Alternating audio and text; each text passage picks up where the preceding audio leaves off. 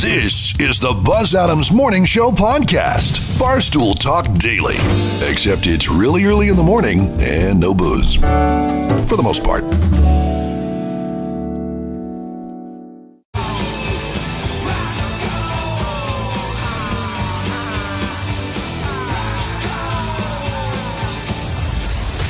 Buzz Adams Morning Show, Monday through Friday, 5 to 10. KLAQ and KLAQ HD1, El Paso, a town square media station.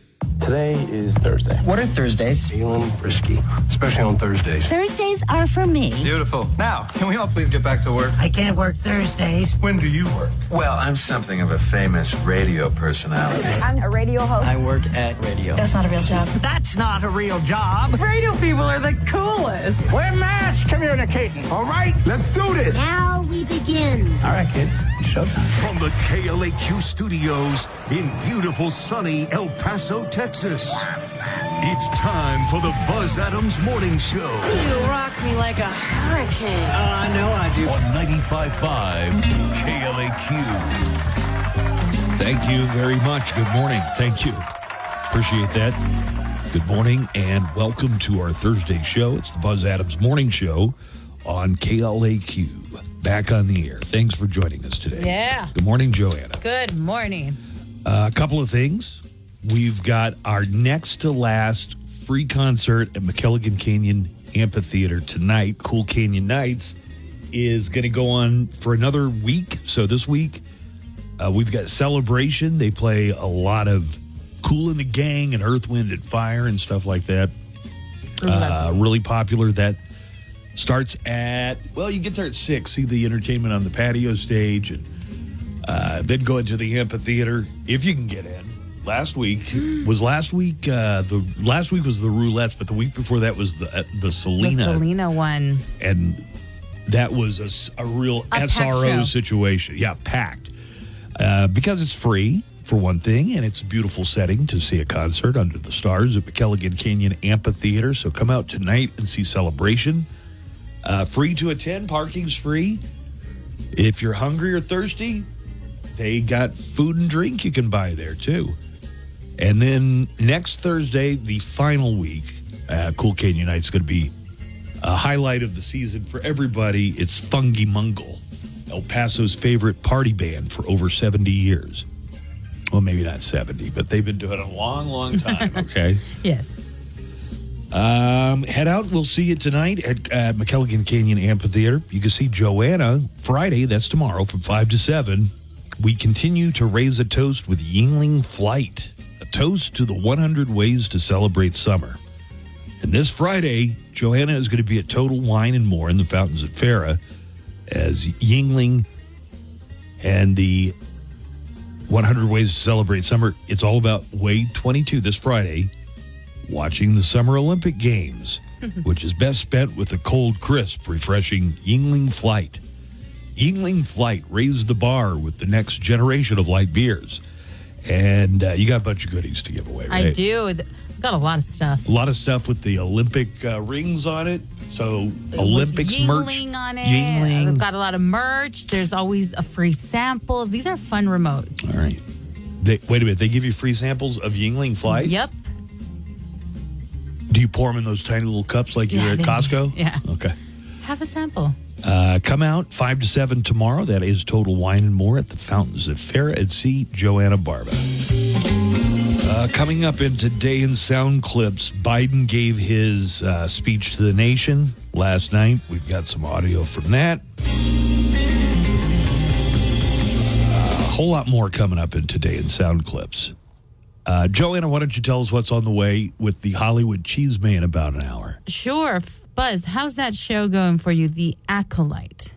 It's like they made a Star Wars movie that kind of is Twilight as well. I like the way you describe it. It's not a movie, it's a television series. But it's basically, this guy's dark and brooding and maybe a vampire, and I love Maybe him. a vampire. It's the most teen fic. I shouldn't say that. Like a fanfic? it's like, oh, you know what? We haven't done anything for the 15-year-old girls out there. So Okay, all right. Well, it hasn't been renewed for a season 2 yet, and Star Wars fans are campaigning to renew it. And I'll let you know how that's going so far in entertainment news. We'll have that coming up. Let me get a look at our weekend weather and the golfers forecast, which is brought to you by Painted Dunes Desert Golf Course. We are free of rain. At least today and tomorrow. We don't have any rain in the forecast for Thursday, so we're all clear for cool canyon nights. Sunny today, near 100, though, for a high temperature. Tomorrow, we are going to crack 100, it says, right here in the forecast. Mostly sunny, 101, the high on Friday. Saturday and Sunday, also going to be around 100 for high temperatures, but we do have some chance of rain. In the afternoon on Saturday, 15 to 20% chance of rain, near 100 for the high temperature. And on Sunday, we're going to put a 20-30% chance of rain for the afternoon and evening on Sunday. Otherwise, mostly sunny. 101 is going to be the high temperature. This weather brought to you by, it's the Golfers Forecast, brought to you by Painted Dunes Desert Golf Course. You can set up all your tee times and reservations all online now at painteddunes.com. That's painteddunes.com. Or call their pro shop. The number is 915-821-2122. For Painted Dunes Desert Golf Course. Good morning, Nico. I'm trying to decipher the T-shirt that you're wearing today. What is that? Depeche Mode? Oh, it's a Depeche Mode shirt. Oh, wow. I didn't know you were a fan of Depeche Mode. Name one song. Oh, and it's from their latest tour. Is it? How can you tell? Yes, it is. Because I tried so hard to get tickets to that tour. Because you're a big fan? How did you come across this? It seems like maybe it's something you found. I think I did. Like, I've never heard Nico humming a Depeche Mode song or talking about how much he loves Depeche Mode. Yeah. Big fan of Dave Gahan, are you? Is he gay? No. No, that's his name. The dude's name is the other Gahan. guy's birthday the other day. Yeah. The other guy had a birthday.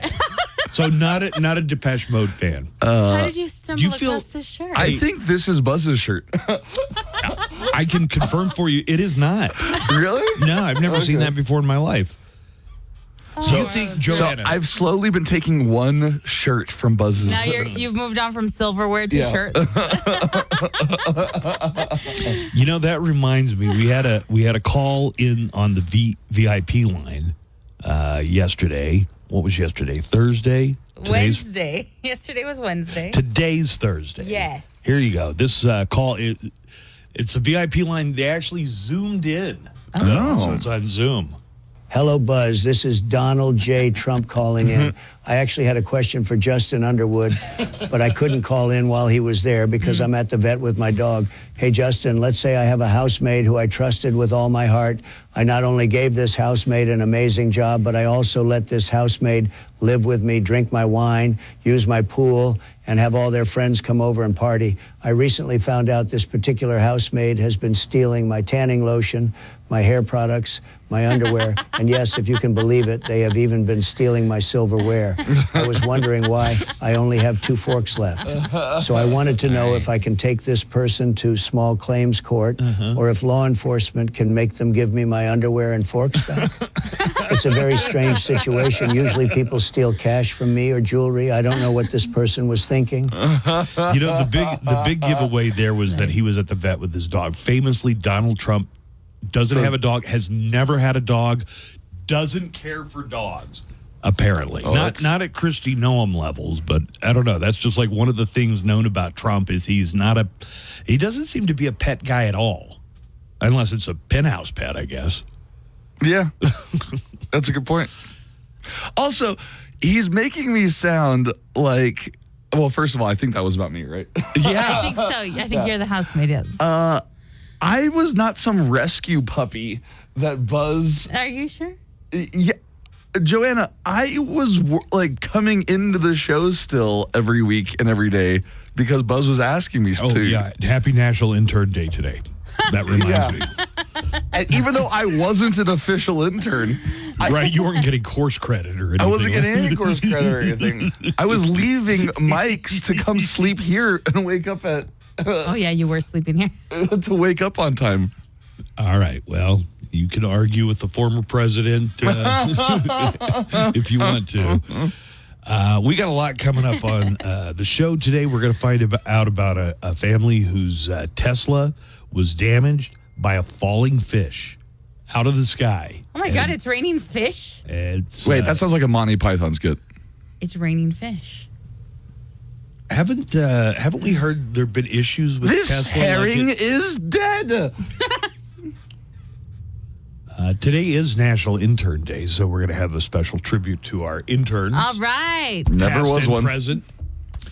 A lot coming up. We're going to get into Today in Sound Clips. That's on the way. Are you sure this is not your shirt? Where did you get this shirt? No, and I've it's never- from I their never- latest tour. I never owned a Depeche Mode shirt. You're all I don't have jealous. anything against Depeche Mode. Not a particular fan. Can you hum one of their songs? Did they do Just Can't Get Enough? Turn around, Yes. turn around. No? What are you Just Can't singing? Get Enough. I just Just can't can't get enough. My ringtone is not that song, but It sounds like It's- the do. right. The song comes on like the little jingle, and I always sing along to it. Just can't get enough. Nico, quick, I name just can't 3 get- Depeche He Mode can't songs. name one. I know that they love eyeliner And crop tops. and crop tops. They're not gay? Nobody's talking about that, Nico. The guy's name is The Gahan. Gahan His name is David Gahan. That's his name. Gah. No, I was talking about the eyeliner. All right. The Daily Calendar. Today is July 25th, World Drowning Prevention Day, reminding us all to drown.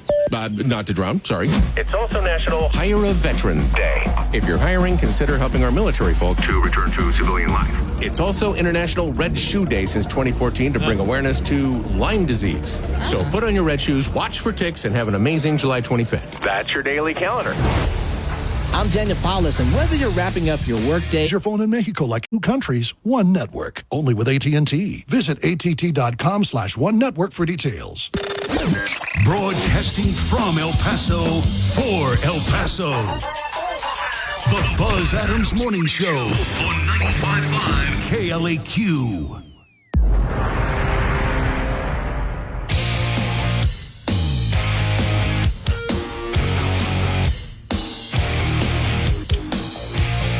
All right, we've got Today in Sound Clips coming up here in just a few minutes. A lot of audio from yesterday, including Biden's speech from the Oval Office explaining why he decided to step down. You know, he's been through a lot. He had COVID, and then don't forget he got stabbed in the back multiple times. It's pretty rough on an 82-year-old, am I right? Stabbed in the back. That's hilarious. You want to get a couple of phone calls before we get into sound clips? We've already got some waiting for us. Oh, wow. Okay. All right, let's get, here's a neckline number. If you'll call and want to leave a message, you can do that anytime during the show, over the weekend, late at night, whenever you want to call, you can leave a message for us. These are some that have just come in this morning. Neckline number is 844-805-NECK. That's 844-805-6325. Or call us directly in the studio. You get to cut the line that way and go on first. The studio line number is 915-910-4995. 915-910-4995. Good morning, Mosho. Hey, Buzz. Hey, Nico. Hey, Joanna. Hey, in the spirit of the Olympics, Nico, you should show up tomorrow in full combat gear. Your whole fencing stuff, man. You know, That's the an mask and the little sword and stuff. That'd be pretty cool. Anyways, have a great day, guys. Love y'all. Bye-bye. How do you feel about that? In honor of the Olympics, show up in your full fencing regalia. You know what's weird is I think you and I have fenced. You don't fit in that. You don't fit in that anymore. Would you have to let the seams out a little bit? No, I'm just Well, asking. Jesus. You're not wrong. But you know when could you squeeze into it? God, I've been on the show long now. I guess because I brought my stuff that first year. You have some of my swords at your house. I know. I use one of them to cook hot dogs for my dog. That was the gift one. Oh my gosh! Somebody gave Nico a foil or an epee. I don't know. It was a practice foil. Okay, so Nico left it at my house. So No, I left it here, and you were like, "Oh, this looks cool. I could use this to roast some weenies." Okay, be that as it may, that's what it's now being used for. Who gave you a practice foil? A listener. They were just like, here you go. Here you go. I heard you. you're into fencing. Yeah. You're not into it. You were into it, right? Do you every now and then? Do you just like put it on and just, I don't know, what do you do? Play with a sword? I don't know. Yeah. To all those questions, I watch a little on Do you YouTube. get in front of the mirror? No, I kind of and start thinking about glory days. I'll do some thrusting and some lunging, and My only experience with fencing is that scene in Parent Trap with Lindsay Lohan. Isn't that great? That's great. Actually, my coaches were friends with the choreographer for that scene. Shut up. Yeah. That scene from Princess Bride where they have the big duel on top of the mountain. Oh, yeah. My name is Inigo Montoya. The thing is, the actual Olympic sport of fencing is nowhere near as cool as that. I think it's cooler. Or the one from the Parent Trap? I didn't see that one. That one's pretty realistic. I do know the one Yeah? from the James Bond movie with Madonna. That one's There was a pretty realistic fencing too. scene in there. So it's a hate crime to deface any sort of pride mural around the country.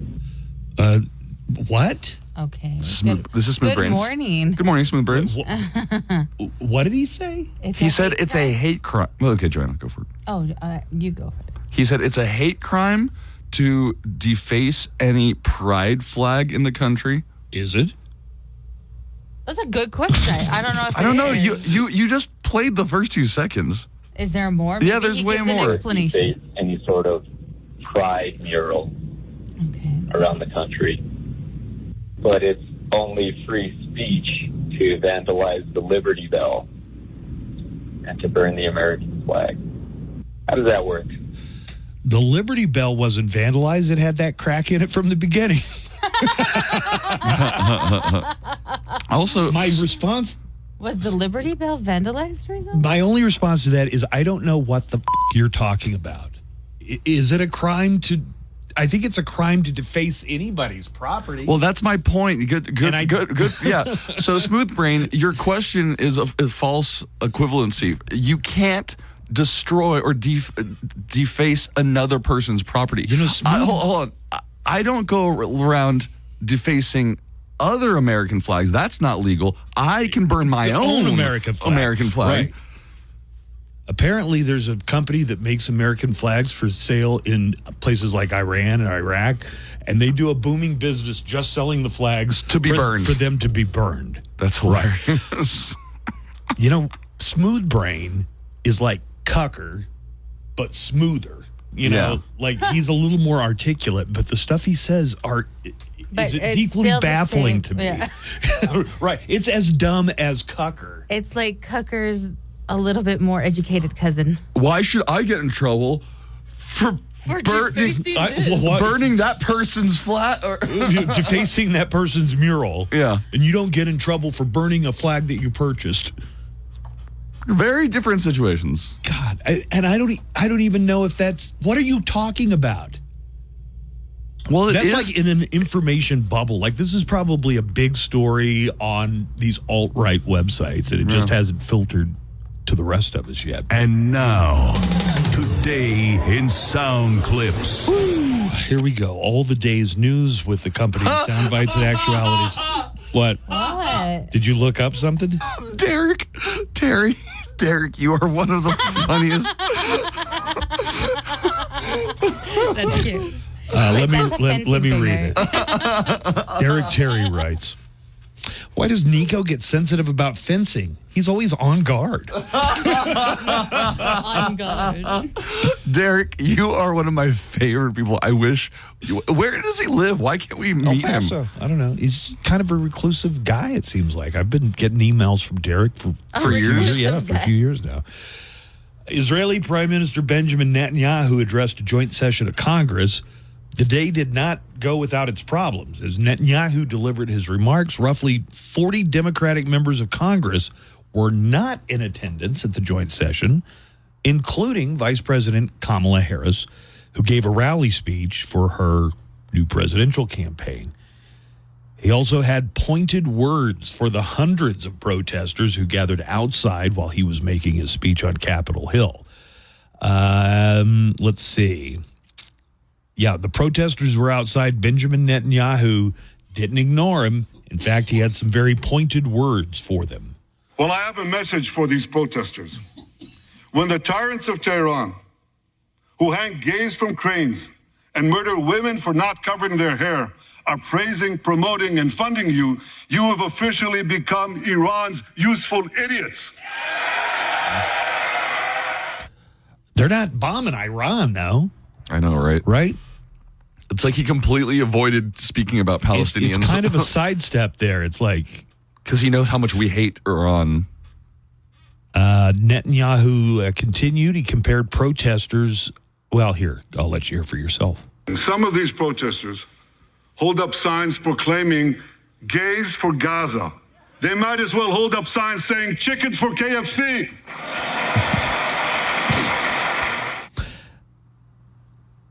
All right. Netanyahu said America ultimately stands in the way of Iran's maniacal plans to impose radical Islam on the world. Now ask yourself, which country ultimately stands in the way of Iran's maniacal plans to impose radical Islam on the world? And the answer is clear. It's America, the guardian of Western civilization and the world's greatest power. President Biden last night gave his speech from the Oval Office and said it's time for a younger generation to step up. During his Oval Office speech last night, President Joe Biden says he loves his country more than he loves being president. I revere this office, but I love my country more. It's been the honor of my life to serve as your president. But in the defense of democracy, which is at stake, I think it's more important than any title. Biden said that this is an important time in American history. I've made it clear that I believe America is at an inflection point. One of those rare moments in history when the decisions we make now will determine our fate of our nation and the world for decades to come. Biden said that he defended his time in office. He said his achievements merited a second term. You know, in recent weeks, it's become clear to me that I need to unite my party in this critical endeavor. I believe my record as president, my leadership in the world, my vision for America's future, all merited a second term. Biden went on to ask the country to try and get along. In this moment, we can see those we disagree with not as enemies, but as fellow Americans. Can we do that? There's a little bit of the hitchiness that had people concerned so much. Yeah, it's like he's a glitch, like a living glitch. So Matt, I wonder if he cried. Like I wonder when they finally convinced him, dude, you just don't have it. You can't do it. When he finally accepted that, I wonder if he wept. Oh no, he's out of moisture. Just too dried up. Yeah, there's no way.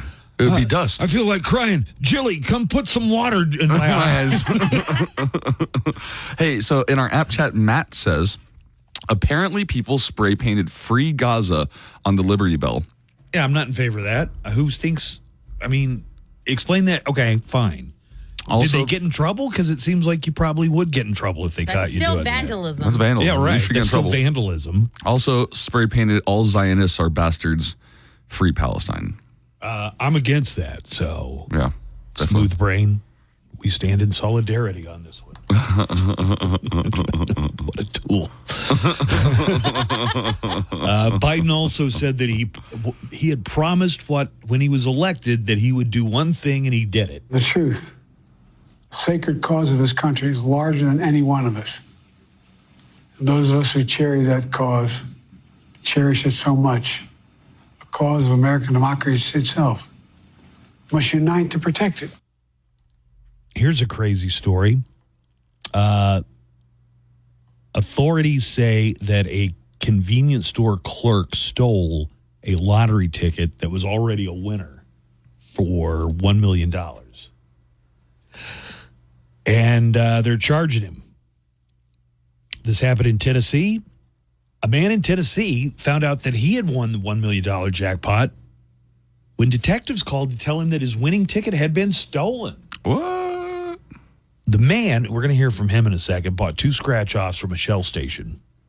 And to save time, he just scratched off the barcodes and asked the clerk, hey, will you check and see if these came up with winners? If it's not clear, I don't know much about how the lottery works other than when you get your lottery tickets, you need to step away from the counter so that the person trying to pay for their gas can go to the counter. Move it off to the side is what I'm saying. That's all I know about playing the lottery. The clerk told him, yeah, you're a winner. You win $40, which was true because one of the tickets was worth $40. But the other was a winner as well for $1 million. After the customer left the store, the clerk took out the trash and pocketed the ticket that he had thrown in the trash. It turns out he had seen it, and it was a $1 million winner. Oh, my gosh. So how did they figure it out? We're going to get to all that. The clerk went to the Tennessee Lottery Commission to claim the ticket as his own, but during some routine questioning, something that he said raised suspicions. They reviewed the security footage from the store and figured out what happened based on that. So let's hear a little bit about that story. Here's Lieutenant Detective Steve Craig explaining in his words what happened. If you scratch off the front barcode, it'll tell you if it's a winner or not, regardless of whether you scratch off everything showing how much you've won. He threw it on top of the trash. As that gentleman left, he took the trash outside. And if you follow him on the camera, you can see him grab the ticket, put it in his pocket. He went to the Tennessee Lottery Commission to claim the ticket as his own. And through their normal line of questioning, there were enough red flags for them to say, hey, you need to get all your affairs in order and come back to us, and we're going to hold on to the ticket. Okay, so they also used the security footage to identify the rightful owner of that ticket. Oh, that's nice of them. They looked through all the security footage and figured out who the rightful owner was and notified him. The clerk is now facing felony theft charges. You know what's so I thought we had just learned the other week that any lottery ticket can be claimed if it's not signed yet. Now we're going to hear from the Tennessee man who he got his $40 from the one scratch off, but later learned that he'd actually won $1 million and been scammed by the store clerk. We're going to hear from Lieutenant Detective Steve Craig again. He says he couldn't believe there was $1 million winner out there that had no idea he'd won. I couldn't believe that there was $1 million ticket winner out there that didn't know he'd won, and I was kind of excited to help make somebody's day, to be honest. All right. There's video of this. You can check it out. A whale flopped onto a boat and capsized it off the coast of New Hampshire. Have you heard the stories from, I think they're from all over the world, where whales are messing around with people's boats, like trying to knock the rudder off and stuff? They're mad. They're organizing. Everybody wants to know why whales are so mad. Well, this whale landed on a boat and capsized, and it wasn't a small boat. It wasn't like a dinghy. It was a pretty good-sized boat. This happened off the coast of New Hampshire with 2 guys on board fishing. Luckily, they were able to escape and were rescued from the water. They were rescued by the people who were filming the entire thing. So what an amazing age we live in. A whale capsizing a boat. What's the chances anybody would ever catch that on camera before everybody had high-tech cameras in their pocket all the time? You know what I mean? Like if something like that happened, it would just be like a fish story. But now you got evidence. Mm-hmm. Here are Ryland Kenny. You seem strangely interested in whales. No, just anything. It's like you would think with all the cameras, we'd finally have inconvertible proof of Bigfoot or the Loch Ness Monster, or even flying saucers. I think there's your answer. Yeah, there's your answer. Everybody now has a high-quality phone, and we still aren't any better. And still, if there's a new picture of Bigfoot, it's fuzzy as hell. Here are the two fishermen whose boat was capsized, Ryland Kenny and Greg Packett, and their rescuer, breaking down what happened. Been on the water for 40 years, just had never seen anything like this. He was probably about maybe 3.5 feet to 4 feet from me. I kind of just saw the boat tipping, and I said, the only way to avoid this is just to kind of jump horizontally away from it. I saw it come up, and I was just like, oh, it's going to hit the boat. And then just kind of just started driving over. Truly grateful to them and their quick thinking, because they were the ones who were making the video, and they just, dropped everything, zoomed right over, and plucked us out. All right, so I'm just going to show you guys that it's not a tiny boat. Oh, no, that's a big boat. Okay, so these dudes were filming, and they immediately went over and got the two guys out of the water, so they're going to be okay. But that whale... That whale just knocked it like it was a toy. Pretty incredible, huh? We don't like your boats. How would a whale sound? What was that? What was that whale sound? Get over our They have high-pitched sounds? Yeah. Really? Yeah. Have you seen my son? There you go. That's how you do it. They're not the cats of the sea. A fish fell from the sky and damaged a couple's Tesla. I guess you can't blame that one on Musk, right? I mean, I can blame anything on Musk. Sure. A couple in New Jersey says the windshield of their Tesla was shattered by a random fish falling from the sky. They think it was dropped by an eagle or something like that. What?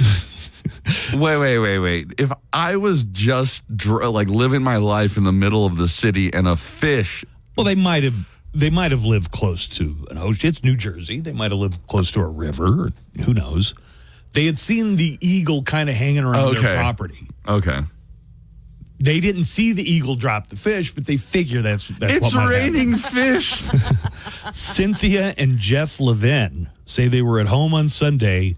They heard a crash and the car alarm on their Tesla went out. They went out to see that their windshield had been smashed. Now, here they are describing what they discovered. The car started honking, went crazy honking. We were like, holy crap, look at this. It looks like fish scales and blood on the windshield. Yeah, we're thinking somebody threw it at the car. Like, is somebody after us? Is it vandals? Or We said we're glad it didn't hit us. We also have an eagle's nest in our yard in the back, so we think it was probably the eagle.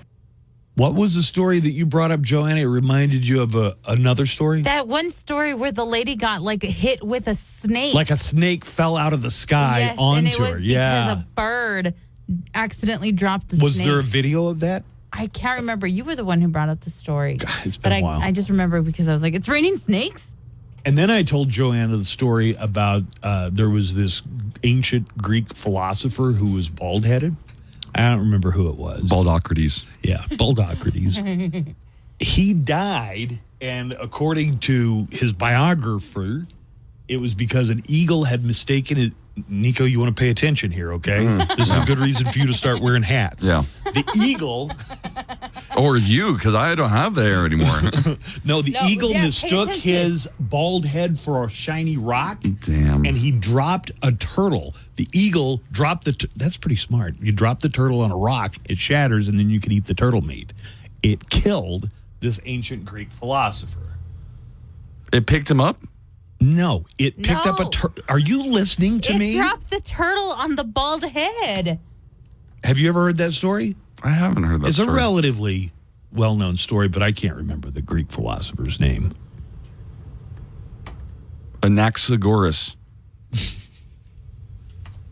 Nicodemus.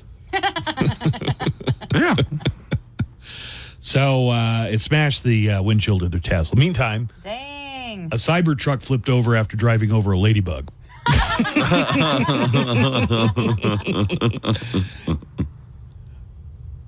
But the whale story was crazy, huh? It was a whale of a story. It was a whale of a tale. Do you think these whales are telling each other, you know what, we've had it? We could do something we're about bigger these. than they are. Yeah, right? Time to fight. We have to fight going against to them. f you up. Are you a humpback whale with rage issues? Sure you are. That's why there's the Humpback Whale Anger Management Clinic, where our skilled team of therapists will help you sort through your emotions in a healthy way. So, Humpback Whale, tell me why you're so angry. No, Whale, the fishermen don't make you angry. You make you angry. Tell me about your early whalehood. Perhaps you had a domineering father who had to lead the pod while your mother failed to defend you against his insults. Yes, let it out, Whale. Let it out. So what are you waiting for? Get the help you need from the Whale Anger Management Clinic. Congratulations, Whale. You are one step closer to not blowing your blowhole over the most minute things. Use your flippers and call now, because you are not alone. See, I told you they made high-pitched sounds. Artist interviews, new music discoveries, celebrating artists' birthdays, commemorating releases, champion of all things rock. Cane's signature crush iced tea, the only iced tea as fresh as me. Raising Cane's chicken fingers. One love. Live from the KLAQ studios, the Buzz Adams Morning Show. Courtesy of Glasheen, Vyas, and Interman Personal Injury Lawyers at GVILaw.com.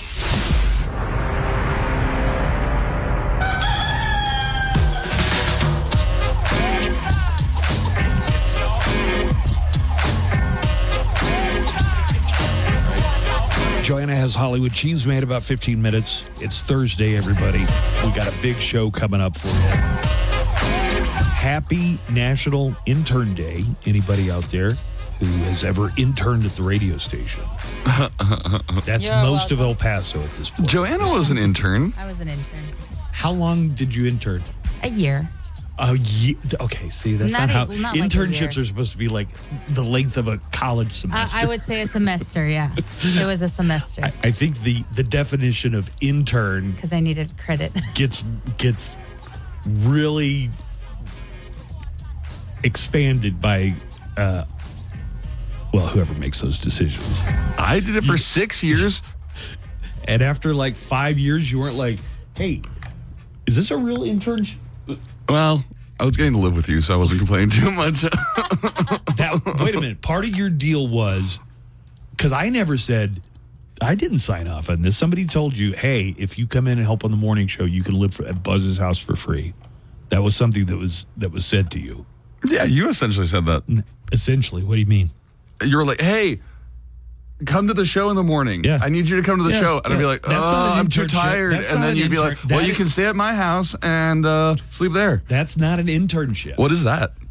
When you're in college and you're No, I didn't know that. What was I doing? Mooching and kind of working. Yeah, and working. In some kind of, God, what would you call that? Apprenticeship, I guess. Yeah. I got a couple more calls. I'm your apprentice. We get as many callers from outside the El Paso area, like callers that listen to us, not on the radio because they're so far out of El Paso, but either the Buzz on demand or the streaming or whatever. What's up, Mo Show? It's ODG. I was laughing for a long time when Stephanie Valle told that angry neckline caller, he doesn't have to be mad at me. So Stephanie Valle came in to talk about her latest Borderland Crime podcast, and it had to do with some pretty horrific crimes, but that trial date had been passed over by the judge, and somebody called in and was like, why doesn't Stephanie name the judge? And she does in the podcast. It just wasn't a focus of her talk yesterday. Right. She's not used to us psychos that call the neckline. Man, she's so nice. Right. Yeah. Right. She was It's like, like, "Oh, why is somebody calling in mad at me? It's like, Oh, yeah, that's what Well, happens it is here. it is our listenership. I mean, what that caller? What's the name of the judge, Stephanie? Welcome to Thunderdome. Choose your weapon. Tell Stephanie I recommend a book called Chaos Charles Manson, the CIA, and the secret history of the 60s. It's good. I think she'll like it. What's the name of the judge, Stephanie Faye? You have to be so mad at me. Okie dokie. That caller did sound so mad. Did he really? I didn't have headphones on, so I didn't get to hear it. Hey, Buzz, it's not an alt-right website that you're getting it from. It's all over the place, you know. Open your eyes. Maybe read the newspaper, the one you pay for to get delivered, you know. And I'm pretty sure you ain't going to report any news on those Hamas protests in the Capitol, you know. They're facing American statues with Hamas is coming, getting spray painted on them. And the irony, they're getting spray painted by women, you know, defending an Islamic State. The irony, you know, that's how crazy the left is. All right, thanks. I think the real irony here is you made that call about we're not going to talk about the Hamas protesters as I was talking about the Hamas protesters. Yeah, that was I'm looking at the timestamp of when that's Padilla. When his call came in, we were talking about Benjamin Netanyahu and the protest. We were talking about the thing. Now, he's the number one guy for doing this. I know you guys won't talk, and it's like either we talked about it and you didn't hear it, or we'll definitely tell you. There's no way you'll air this phone call. I wonder maybe if he's just doing that to ensure that his calls make it on air. Now he's figured it out. How to your buttons to push. Challenge. Make it a challenge. I know you won't talk about this because it doesn't reflect your leftist agenda. Oh my God, that Ozempic special in South Park is the funniest thing. Did you watch the whole thing? I watched the whole thing. We talked about it last night. Yeah. Buzz calls me up, Joanna, and he's like, oh my God, South Park. The South Park writers are the equivalent of Jonathan Swift, Oscar Wilde. As far as satire goes, our generation. Our generation Swift. Yeah. It's like, yeah, they are. They're really good. I'm watching this stupid cartoon. So to tell Joanna, they're talking about the American healthcare system, and I got mad. It was like, yeah, that's my experience in the American healthcare system. They're all smiles and happy to talk to you as long as you're paying your dues. As soon as you need to make a claim, buddy, try and find it. If you can navigate the American healthcare system. God, what an amazing episode of South Park. They try to get Cartman Ozempic because he really is fat. Right. His doctor tells him you need it, but you got to be diabetic, and you're not diabetic, so he can't get it because all the rich ladies and the rich housewives in town are taking Ozempic for their hot bodies, and people with actual obesity can't get a hold of it because it's too expensive. But the women start to go to extreme lengths, like stealing it from pharmacies. And Oh my God. Randy starts to do it. Somehow I'm Randy going to start watching it because it keeps pushing it on me. Randy is the best character in the whole show. You know, they're not doing South Park like they used to, where you'd have a season and every week you'd have a 30-minute episode. They're now doing one big episode, almost movie length, really, and they do them about 4 times a year, right? Mm-hmm. Maybe like 2. I don't know if I like that or not, but it was worth the wait for that Ozempic special. That special was great. Perfectly done. Hey, Tally, they've got some new drugs out there. They do? What's this? Did you ever watch South Park? No. You don't know who Tally is? No. What? Let's go ahead and get to our Mo Show calendar and daily almanac of events. Quite a lot going on today. Today is merry-go-round day. Some people calls it a carousel. I calls it a merry-go-round. What is that? Today is Hire a Veteran Day. Today is National Chili Dog Day. Is that why you were singing the song? The Chili Dog song? Yeah. Today's National Chili Dog. Off air, John, he's just like, sucking on chili dog. Sucking on a chili dog. Sucking on a chili dog. Sucking on a chili dog. Today is also National Intern Day, and it is Wine and Cheese Day. Oh. We Americans appreciate the finer things, wine and cheese, although the wine tends to come in a cardboard box and the cheese comes out of a can. Or a little wax. Today is World Drowning Prevention Day. I feel like every day should be Drowning Prevention Day. Here, I want to do my part. Stay away from the water. Stay out of the water. Birthdays today include, now this is a name, it may not be a household name, but it was at one point. Louise Brown turns 46 today. Louise is the world's first test tube baby. She was born 46 years ago in Oldham, England. One of the friends from Friends, Matt LeBlanc, is 57 today. I think when they did all that reunion stuff a couple of years ago, like LeBlanc showed up and his hair was just all white. If I remember it correctly. Like his hair had just gone completely snowy on top, man. Former presidential brother and for a while embarrassment, Roger Clinton is 68. Roger Clinton got a presidential pardon on Bill's way out for drug charges that he had accumulated. He also... What kind of drugs? I think it was the cocaine, if I'm not mistaken. You might want to fact check me on that, but I believe it was possession of cocaine. Also, in the 90s, it became au courant to put the president's brother in movies and on television shows. Didn't you say he showed up in The Nanny a lot? He did show up in The Nanny. Yeah, he was the neighbor. He was the neighbor. To Mr. Sheffield. He was also the star of Biodome, Spy Hard, and Pumpkinhead 2 Blood Wings. A classic. What? Pumpkinhead. Yeah, no, I just can't believe Roger Clinton was in all those things. It was the cocaine. That's what I thought. Yeah. Have you ever seen and he got pardoned by his brother, the president. But the charge was 16 years old. Yeah, it was from 1985. Yeah. Right. Model Iman is 69. You know, she was married to David Bowie when he died. So she's David Bowie's widow. She's beautiful. Today is National Chili Dog Day. Sucking on chili. So I got a couple of songs for you, including that one. First of all, here is the first song in honor of National Chili Dog Day. Whoa, chili wiener. I hope you won't give me gas tonight.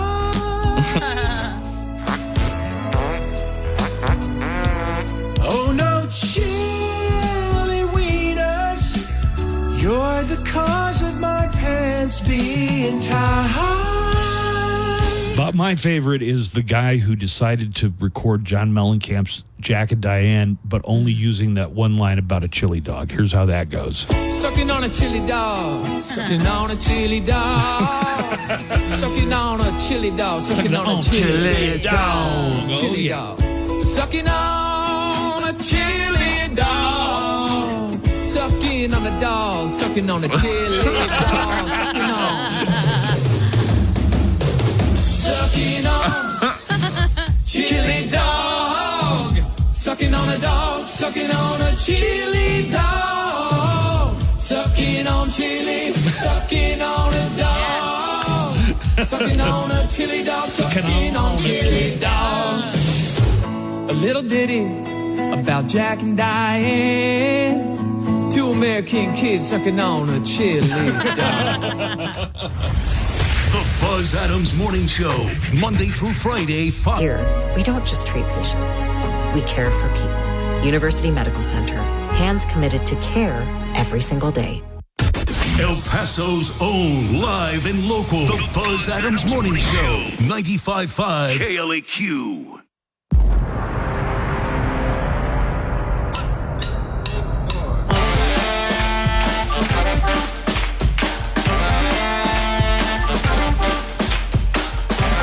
Johanna Barba is going to have the Hollywood Cheesemate coming up for us in just a few moments.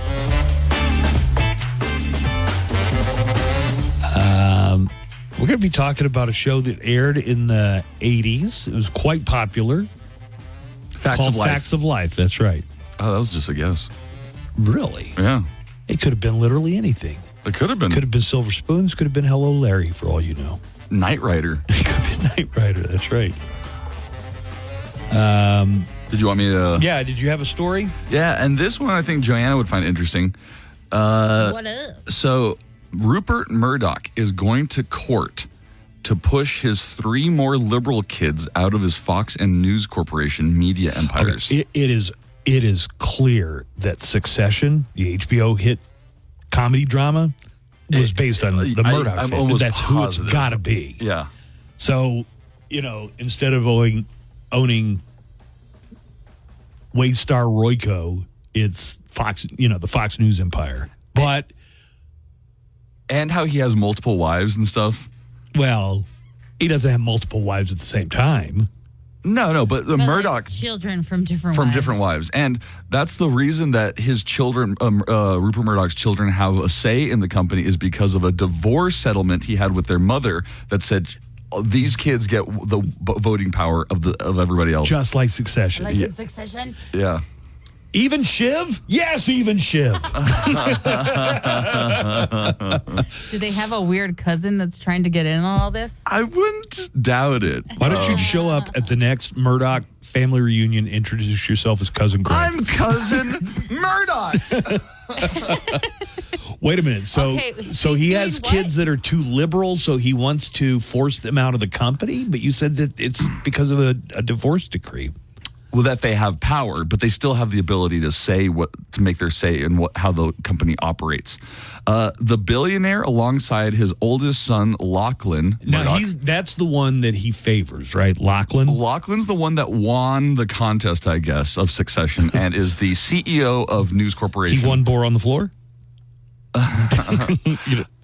Joanna, you don't remember Bore on the Floor?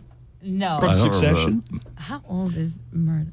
He's like 100, legitimately like 100 almost. 92. Yeah. Oh, 93. 93. And he's going to court. Along with Lachlan, is arguing a lack of consensus will disrupt Fox's and News Corporation's strategic direction. Murdoch's 3 other children, who are said to have been blindsided by the move, have reportedly hired their own legal team to contest their father's plans. Dang. It is getting all Succession-y up in here. Under a Nevada probate where the battle is playing out, Lachlan will gain more control of the empire if he and his father can indeed prove the dramatic shift to voting rights is in the best interest of the organization. I know this is technically country music, but it's a big enough, Miley Cyrus anyway is a big enough celebrity, and her dad just split up with his much younger, kind of like a trophy wife named Fire Rose, okay? All right. And it's been very contentious, and now there's leaked audio of him just going off on her. On Fire Rose? On Fire Rose. Billy Ray Cyrus, this audio that I'm about to play for you pretty much confirms everything that Fire Rose has been saying for the past few months. On top of verbally abusing Fire Rose, Billy Ray Cyrus also lays into his ex-wife Tish, calling her names and belittling the children she had in a previous relationship. Whoa. So there's been reports already about him being abusive towards this person before? Yeah, it's not really in our orbit because it's country music. Or she had said that he treats me real bad. He's like verbally abusive. And on top of that, it's unclear if he's referring to Miley or Tish, but he refers to one of them as the devil and then calls her a skank. So here is that audio. I'm pretty sure it's probably, Fire Rose is the one who recorded this.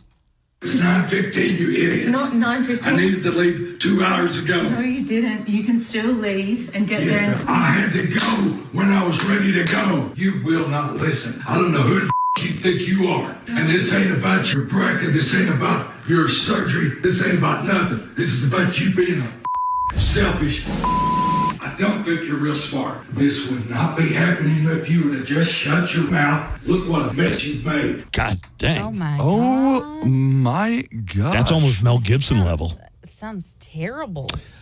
So Billy Ray's addressed this.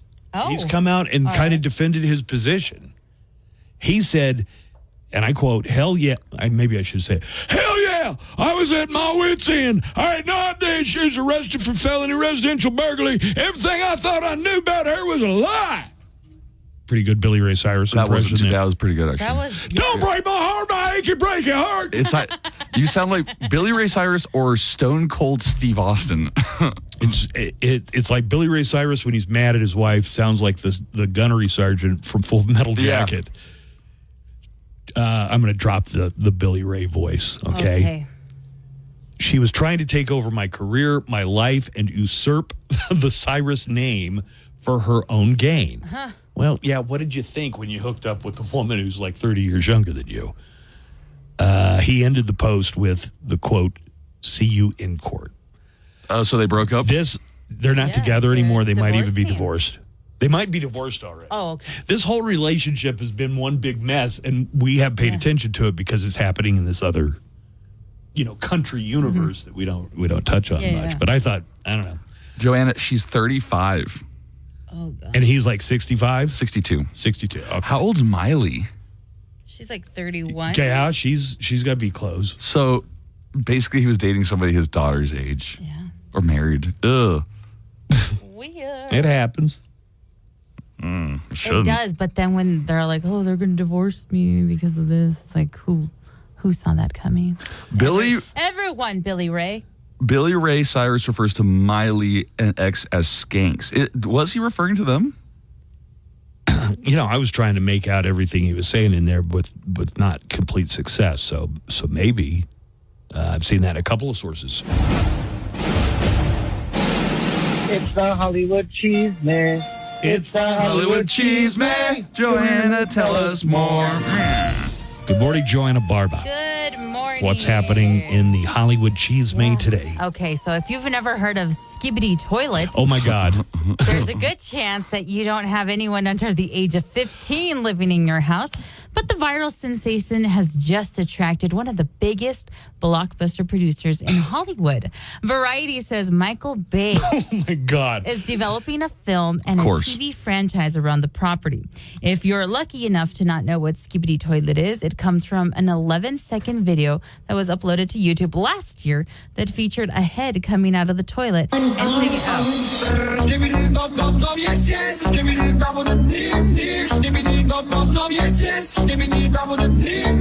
What the heck is going on? Thank you. I was going to play the video. There's no way that we live in the original timeline. If we live in the timeline where Michael Bay turned Skibbity Toilet into a movie / TV series. I have proclaimed it once and I will keep proclaiming it. We are living in the darkest timeline. Mm-hmm. Well, that grabbed the attention of a ton of kids online and became a huge part of meme culture after that. Since then, it's evolved into a series of videos about the war between the toilets and the cyborgs. It's still early, but the 11-second video could become a big franchise at some point if it moves past the development stage. What I was going to say, what story could come up with, and I realized, but it's Michael Bay. You don't need a story. You don't really need a story. Yep. What's skibbity bip bip? There could have been a The Facts of Life reboot if it weren't for greed, apparently. During a recent visit on SiriusXM's Jeff Lewis Live, Mindy Cohn, a.k.a. Natalie, shared that in the wake of ABC's December 2021 Live in Front of a Studio Audience special that reenacted episodes of The Facts of Life, there were talks about a reboot, but somebody had to go and mess it up for everyone. There was drama. It wasn't me. I'll put it that way. One of the girls went behind our backs and tried to make a separate deal for a spinoff just for herself and devastated the rest of us. For a 40-year friendship and sisterhood, there was a tidal wave of emotion around it. I'll say it. Greedy bitch. It's dead. It's very dead. We were united for 40 years, and this kind of wrecked that, which is sad.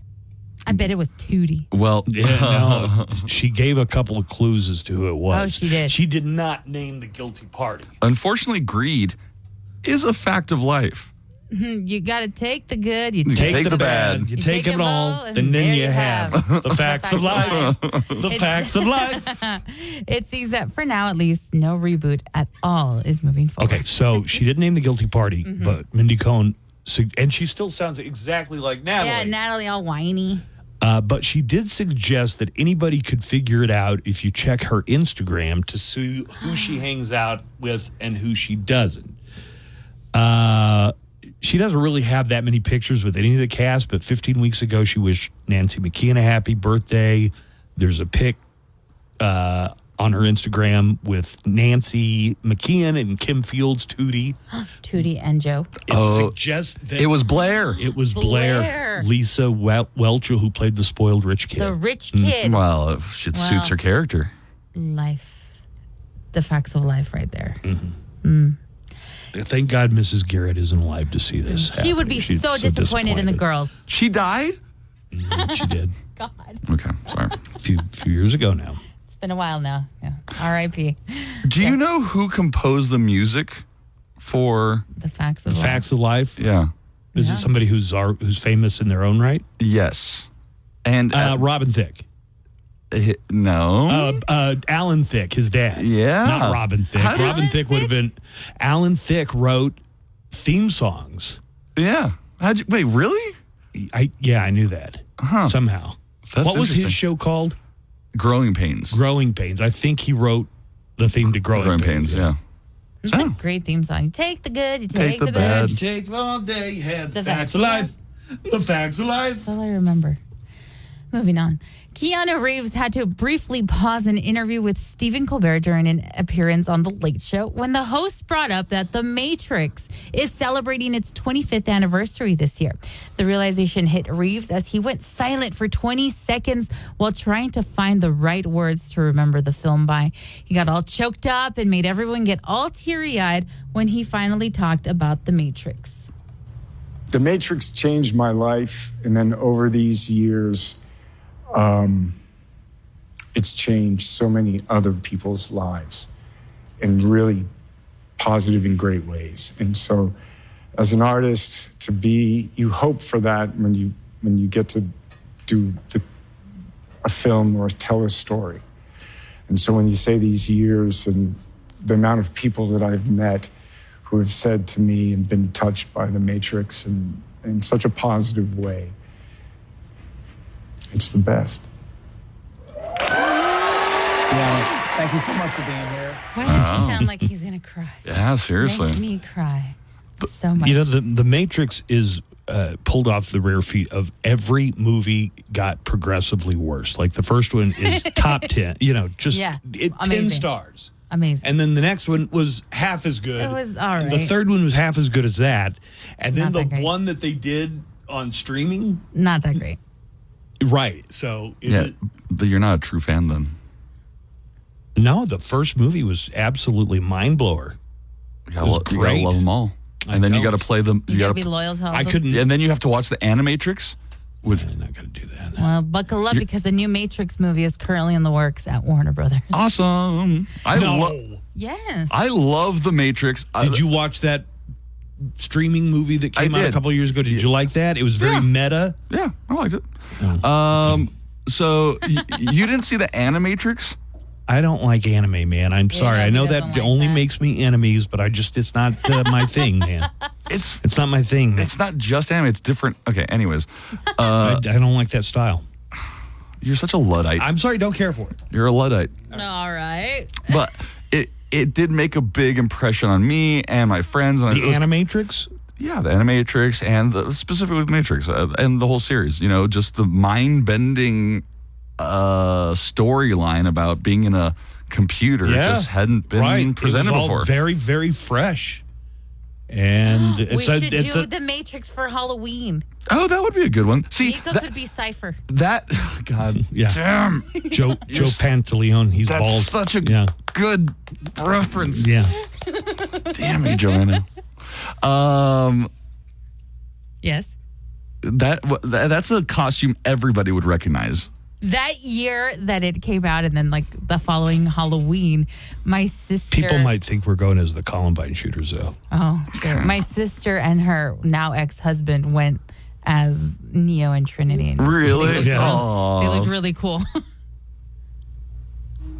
Oh, yeah. And finally, The Acolyte Season 2 hasn't been confirmed by Star Wars just yet, but fans are already campaigning hard for more. The finale recently hit Disney Plus and ended with a cliffhanger, which I won't say because I don't know what these words mean. But there's still plenty of story left to tell, and showrunner Leslie Headland had already spoken about ideas for the future. So Star Wars fans have taken to Twitter, or X, with the hashtag Renew the Acolyte to try and get the show brought back for another season. Season 1 ended with a cliffhanger, so it would only seem right to continue the story with a Season 2, right? Asks one fan. One fan wrote, pretending I don't care about the Acolyte so that it actually gets renewed. And right now, you told me that it's kind of like Twilight, but for Star Wars? Yeah. So the bad guy, the bad guy is like definitely a I'm starting thirster. to see why many of these fans that are writing into renewing Are like Acolyte 15, 16-year-old girls? Yeah, girls, basically. It's the Star Wars version of the Parent Trap. Interesting. You watched 2 episodes. You didn't finish the I finished series? the whole thing. You did? Eventually.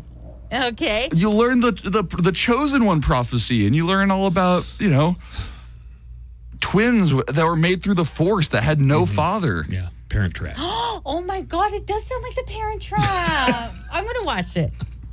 Have fun. We'll have to wait and see if the Acolyte returns for more. Next up for Star Wars is Skeleton Crew, which is due to arrive later this year. Yeah, but it's a cartoon. So.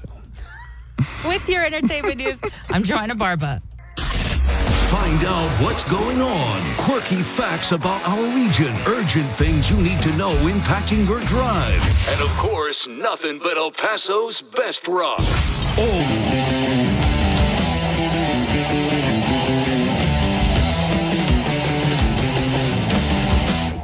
That's Iron Maiden because this month is July Iron Maiden on KLAQ. July Iron Maiden. Less than a week left for July Iron Maiden. And that's still plenty of time to get in some Iron Maiden blocks, give away some autographed memorabilia. We've got a lot of different stuff to give away. Deluxe box set of Senjutsu, autographed stuff from Bruce Dickinson, some throwback stuff like The Number of the Beast on cassette. We are going to feature blocks of Iron Maiden for the remainder of the month. As long as it's July Iron Maiden. And then next month is August.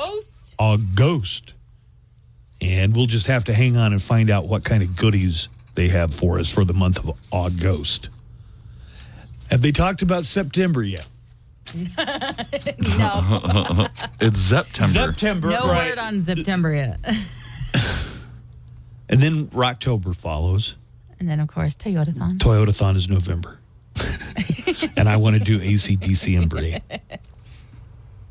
Look, we're already got the Back to School Expo planned for this year. It's coming up Saturday, August the 10th. Silla Vista Mall, once again, is going to be the location of the biggest Back to School Expo, coinciding with the Texas Tax-Free Weekend. So they're going to be tax-free on many of the items. They really include a lot of stuff on what counts as back-to-school supplies for the tax-free weekend. The Back to School Expo, Saturday, August 10th, from 10 to 6 at Silla Vista Mall. There are going to be fashion shows, vendors, showcases, supplies. Register to win prizes, free backpacks, and more. Find out more at KLAQ.com or the KLAQ mobile app. How do you feel about getting to a couple of phone calls? Yeah. Okay. Got a few here. So these were left on the neckline. That number is 844-805-NECK. Call it anytime, day or night, and leave us a message, 844-805-6325. Hey, morning show. It's Big Paulie again, man. You know, I was wanting to bring back into argument or in a conversation to create an argument, I guess, back from Thursday's episode last week. Yeah, if you don't put the toilet seat down, about the whole dumbest hill to die on, right? If you don't put that toilet seat down or put it up, I find that just being lazy. I mean, come on, man. Did you guys have this discussion the week I was gone? I don't remember talking about it. I actually don't remember either. Guys, we just did this last week. We did It's happening to me now, Nika. yeah, is it? I think I need a break. That's what I'm taking next week. We did the dumbest hill you're willing to die on last week. Oh, that's right. And somebody said their hill was the toilet seat up or down thing? Well, what did they say? Somebody called in and said, seat up, seat down. No, it should be always put the top lid down. A lot of public restrooms don't have a top lid. I know. I think But I guess at home. At home. Lid down. Lid down. Completely. I've lived in a family of women for most of my entire life, and up to this day. I used to even have a daughter, and I just lift up the seat every time. What's the problem? You lift up the seat, and nothing happens. Put down the seat, boom. Like, you actually put down the whole seat, though, so you don't have that mushroom cloud of poop everywhere. But, man, just be lazy, fellas. Come on, man. All right, thank you, y'all. Okay. It just looks better with that toilet seat down, you know? But my argument... Also, when you're in a rush and you're in the dark in the middle of the night and you don't see that somebody left the toilet seat up, you fall into that toilet. yeah, that is the complaint some women have. But it happens. You know, women could also leave the seat up after they use it so that the guy doesn't have to do that. That's part about being single. Don't have to think about this sort of stuff. You just leave it up all the time. Oh, you don't have a choice in the matter. Also, you know how Trump started crying when he ran against Hillary that if Hillary was to win, that the election was fixed, and then he did the same thing with Biden. Why don't you make a game of it and let's see who can guess what day Trump is going to start crying about Kamala? Oh, he's already started. Yeah, he already has. He's saying his campaign wants to be reimbursed for all the money they spent campaigning against Joe Biden. Now that Biden's out and Kamala's in, they want to get, I don't know who they expect to pay for this. The Biden campaign? He's saying, oh, we're treated so unfairly. I mean, if they reimburse him for anything, you better reimburse El Paso for the $1 million that he owes. I know. El Paso's not the only city. There's a bunch of mid-sized cities where Trump had rallies, and there was a bill associated with it that has just gone unpaid. Let me see what else is happening today. They came up with a list of the best songs of the 90s, and I totally recognize the first song. Chumbawamba. God, Chumbawamba's not even on the list. Was it a 90s? It was a 90s song. Yeah, I think so. It was late 90s. Nirvana's Smells Like Teen Spirit tops the list of the best songs of the 90s. Oh. This is according to Esquire magazine, notably not a music magazine. Okay, who here thinks that they would be able to hum the melody for each one of these songs? Not me. I only know. See,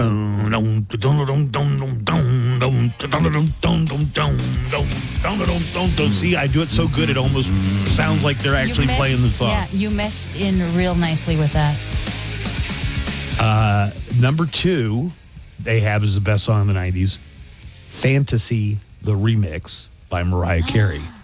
Can you, okay, hum it, Joanna. All right. I ran out of air. Now you just see, yes. Hold on.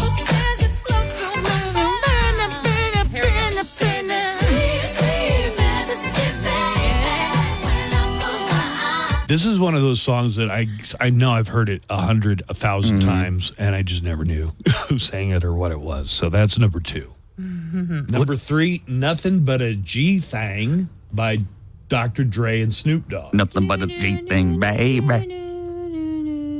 People get very cute with these lists. They're always like, yeah, they'd expect Chumbawamba to be on it. So we're not going to. But we're not going to put it. Smash Mouth definitely has a place, but we're not going to let him because we're... Do you know Nothing But a G Thing, though? Nope. Nothing but... Well, you're not going to play that one? Can you? Yeah. Okay. No, probably not. Well, I'm sure there's a radio edit. Find the radio edit of it. 1, 2, 3, and to the... Oh. Is that it? Oh, God, I hope it's the radio edit. It doesn't have an E. next to it, like the letter E. You never know, she could be earning her man and learning her man, and at the same time burning her man. Now you know I ain't with I'm going to make an admission. Yeah? Most rap songs sound identical to every other rap song to my ears.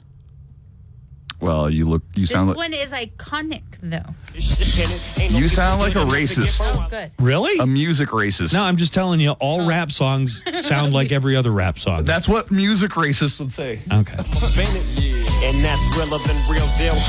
Music races. Yeah. They all look the same to me. I can't tell them apart. Liz Phair and Run. What? That one I don't know. Daft Punk Around the World. Around the world, around the world. Wow. God, it sounds better when they do it, Yeah. I swear. How about this? Also, you know what? This is why? kind of Because the fun. music video for Around the World was kind of like iconic. Oh, yeah, for sure. Where they just dance around in the circle. Hey, where'd you find this list? Esquire magazine. Oh, is this going to be an article, No, John? I mean like in the prep. Which one? Wise. Thank you. So I can also, yeah. It sounds a lot better when they do it. Okay. Here we go. Oh, and the music video buzz is so cool. Like, Does it have words? Yeah. Okay. Around the world, around the world. Wait, stop. There's something about the vocals that almost has like a Trumpian quality to it. Around the world, around the world, around the world. Has Trump just been around the world? Has he just been auto-tuned this whole time? Your Trump derangement syndrome. Around the world. You're ruining the song. Yeah, stop it. All right, how about Cannonball by the Breeders? Is that a song from I the... saw them do that one live when they opened for Foo Fighters. How's it go? Oh, it's like, no, now I'm thinking of Nothing But a G Thing. the intro, though, is iconic. There we go.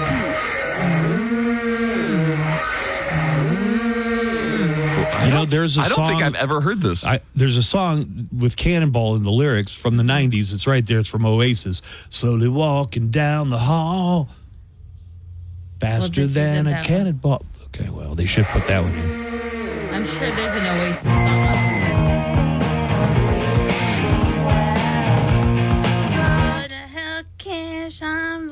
Here's one from the 90s that should be on the list. The one they play at hockey games all the time. Woo-hoo-hoo. Oh, song 2? Yeah. Wait, we have it. Woo-hoo-hoo. You know that. I'm nailing it, man. What are you looking at me like You that really for? aren't. A woo-hoo-hoo. Mm-mm. Blur. Mm-mm. This one. You were doing this? You didn't have a melody? Woo-hoo. Oh my God. It's going to get to it. Woo-hoo. You do. The least recognizable part, and you do it terribly. What are you talking about? That's the hook. That is the hook. Yeah, without the context of the melody, it makes no sense. It makes no sense to you. You're just going, woo-hoo! Oh, here's one. I reckon. At number 12. Number 12 best songs of the 90s. Criminal by Fiona Apple. Yeah, that's a solid song. The one that starts with, I've been a bad bad girl. Oh, and then how does the chorus go? I have to make amends to the one I sinned against because I'm feeling like a criminal. Okay. Right? Yeah. Number 13, No Scrubs from TLC. Hell yeah. That's one I know that if I heard it, I would recognize it, but I can't think about it. I don't Want no love. Scrub isn't gonna get enough love from me. Hanging on the passenger side of his best friend's ride, trying to holler at me. No. Nice. No, I don't know that one. You know, I think. What's that one called? No Scrubs? One of the first things you had me do, I think, when I started just showing up here, is you asked me to write a parody song. And I wrote a parody using that song. Of No Scrubs? Yeah. And what did I say? You said it was good. Oh, did I air it? I think so. Yeah. Oh, okay. Should I bring it back? Yeah. You got to find it for me. Yeah, I'll have to find it.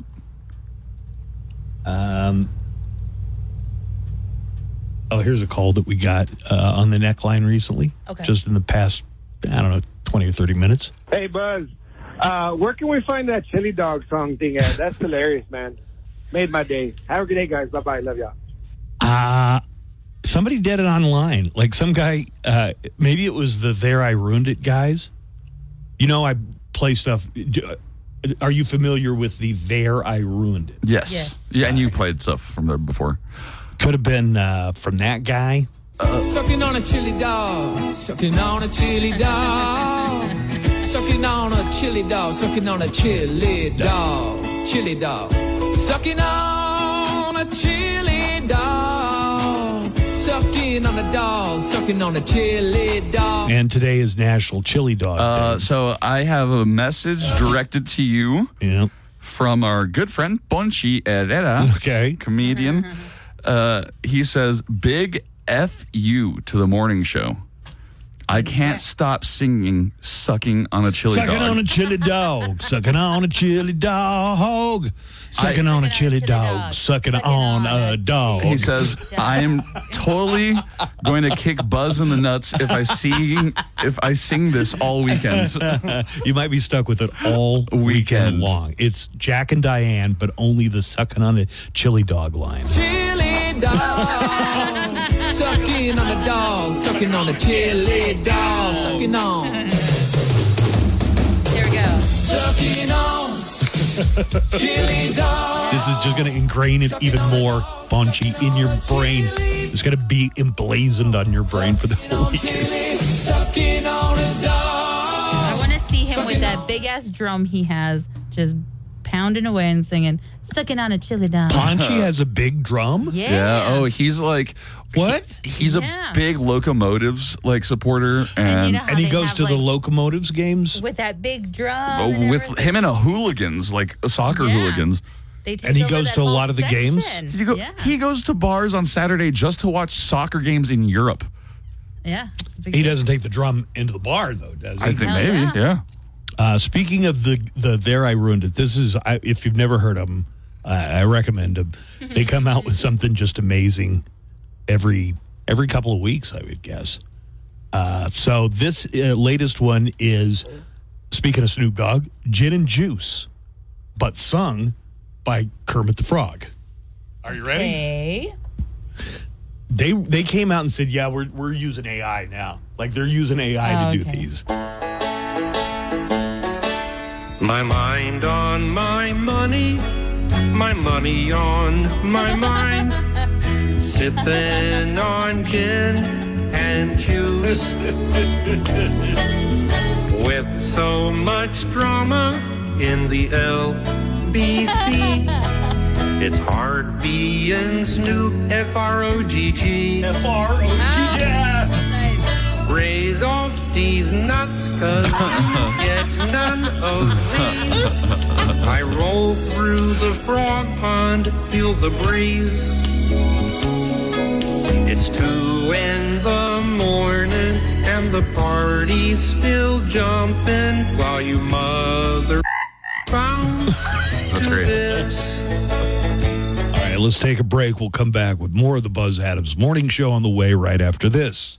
Coming up after the Buzz Adams Morning Show, Glenn Garza and Daniel Paulus. CETweb.ed 800-533-2519. The future is in your hands at CET. The Buzz Adams Morning Show, Monday through Friday, 5 to 10. KLAQ and KLAQ HD1, El Paso, a Town Square media station.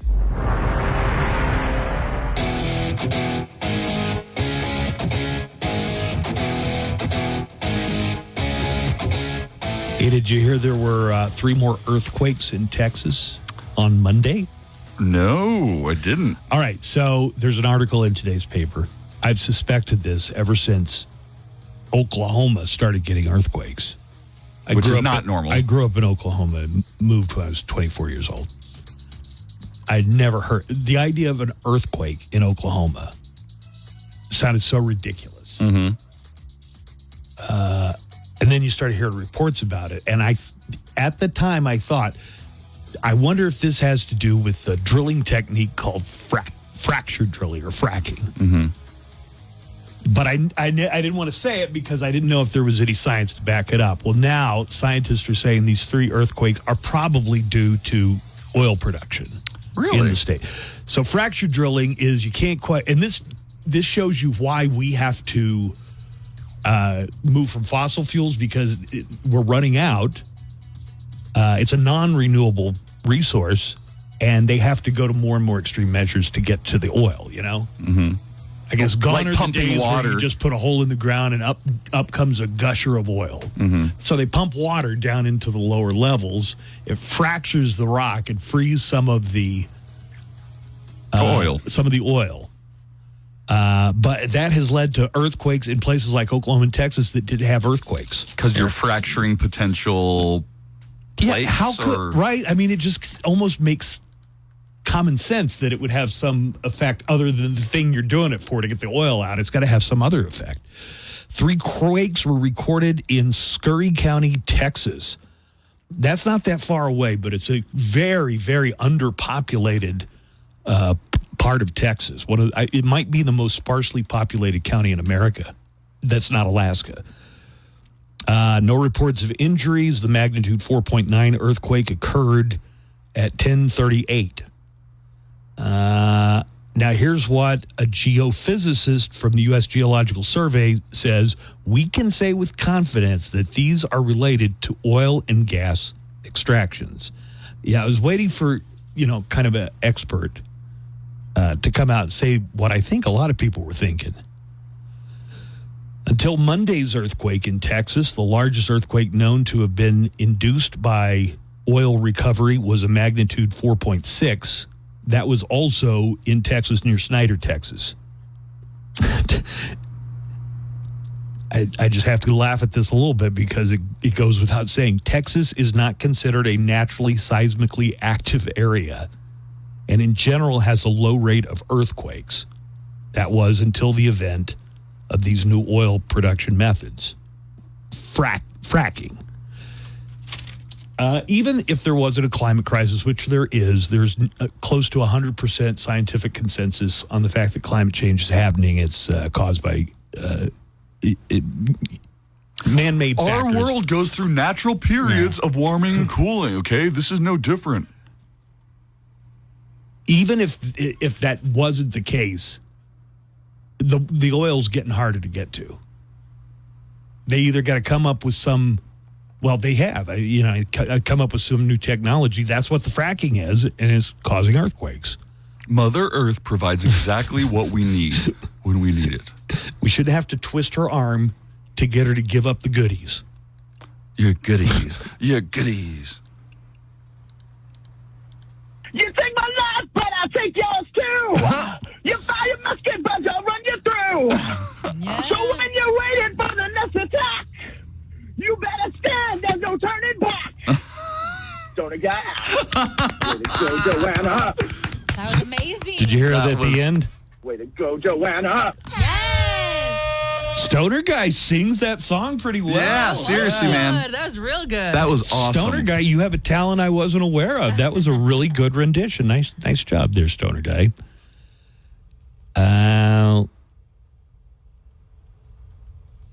I'm trying to organize all of these. I got another toilet lid call. Backing up that guy, yes, the toilet seat has to be down all the time when you flush it. Man, you don't want that, poo all over your toothbrushes and everything else that you touch. I remember reading that for the first time. They described that when you flush a toilet with the lid open, they said it causes an invisible miniature mushroom cloud of fecal material. Poo particles everywhere. Yeah, poo particles everywhere. Ew, gross, guys. And also, too, for me, I know I didn't get a chance to say, but the hill I would die on is, I would die in that hill saying that you wrap the toilet paper, to wipe your butt, instead of bunching it up to wipe your butt. But that's the hill I would definitely die on. Thank you, guys. Have a good morning. Buzz is a buncher.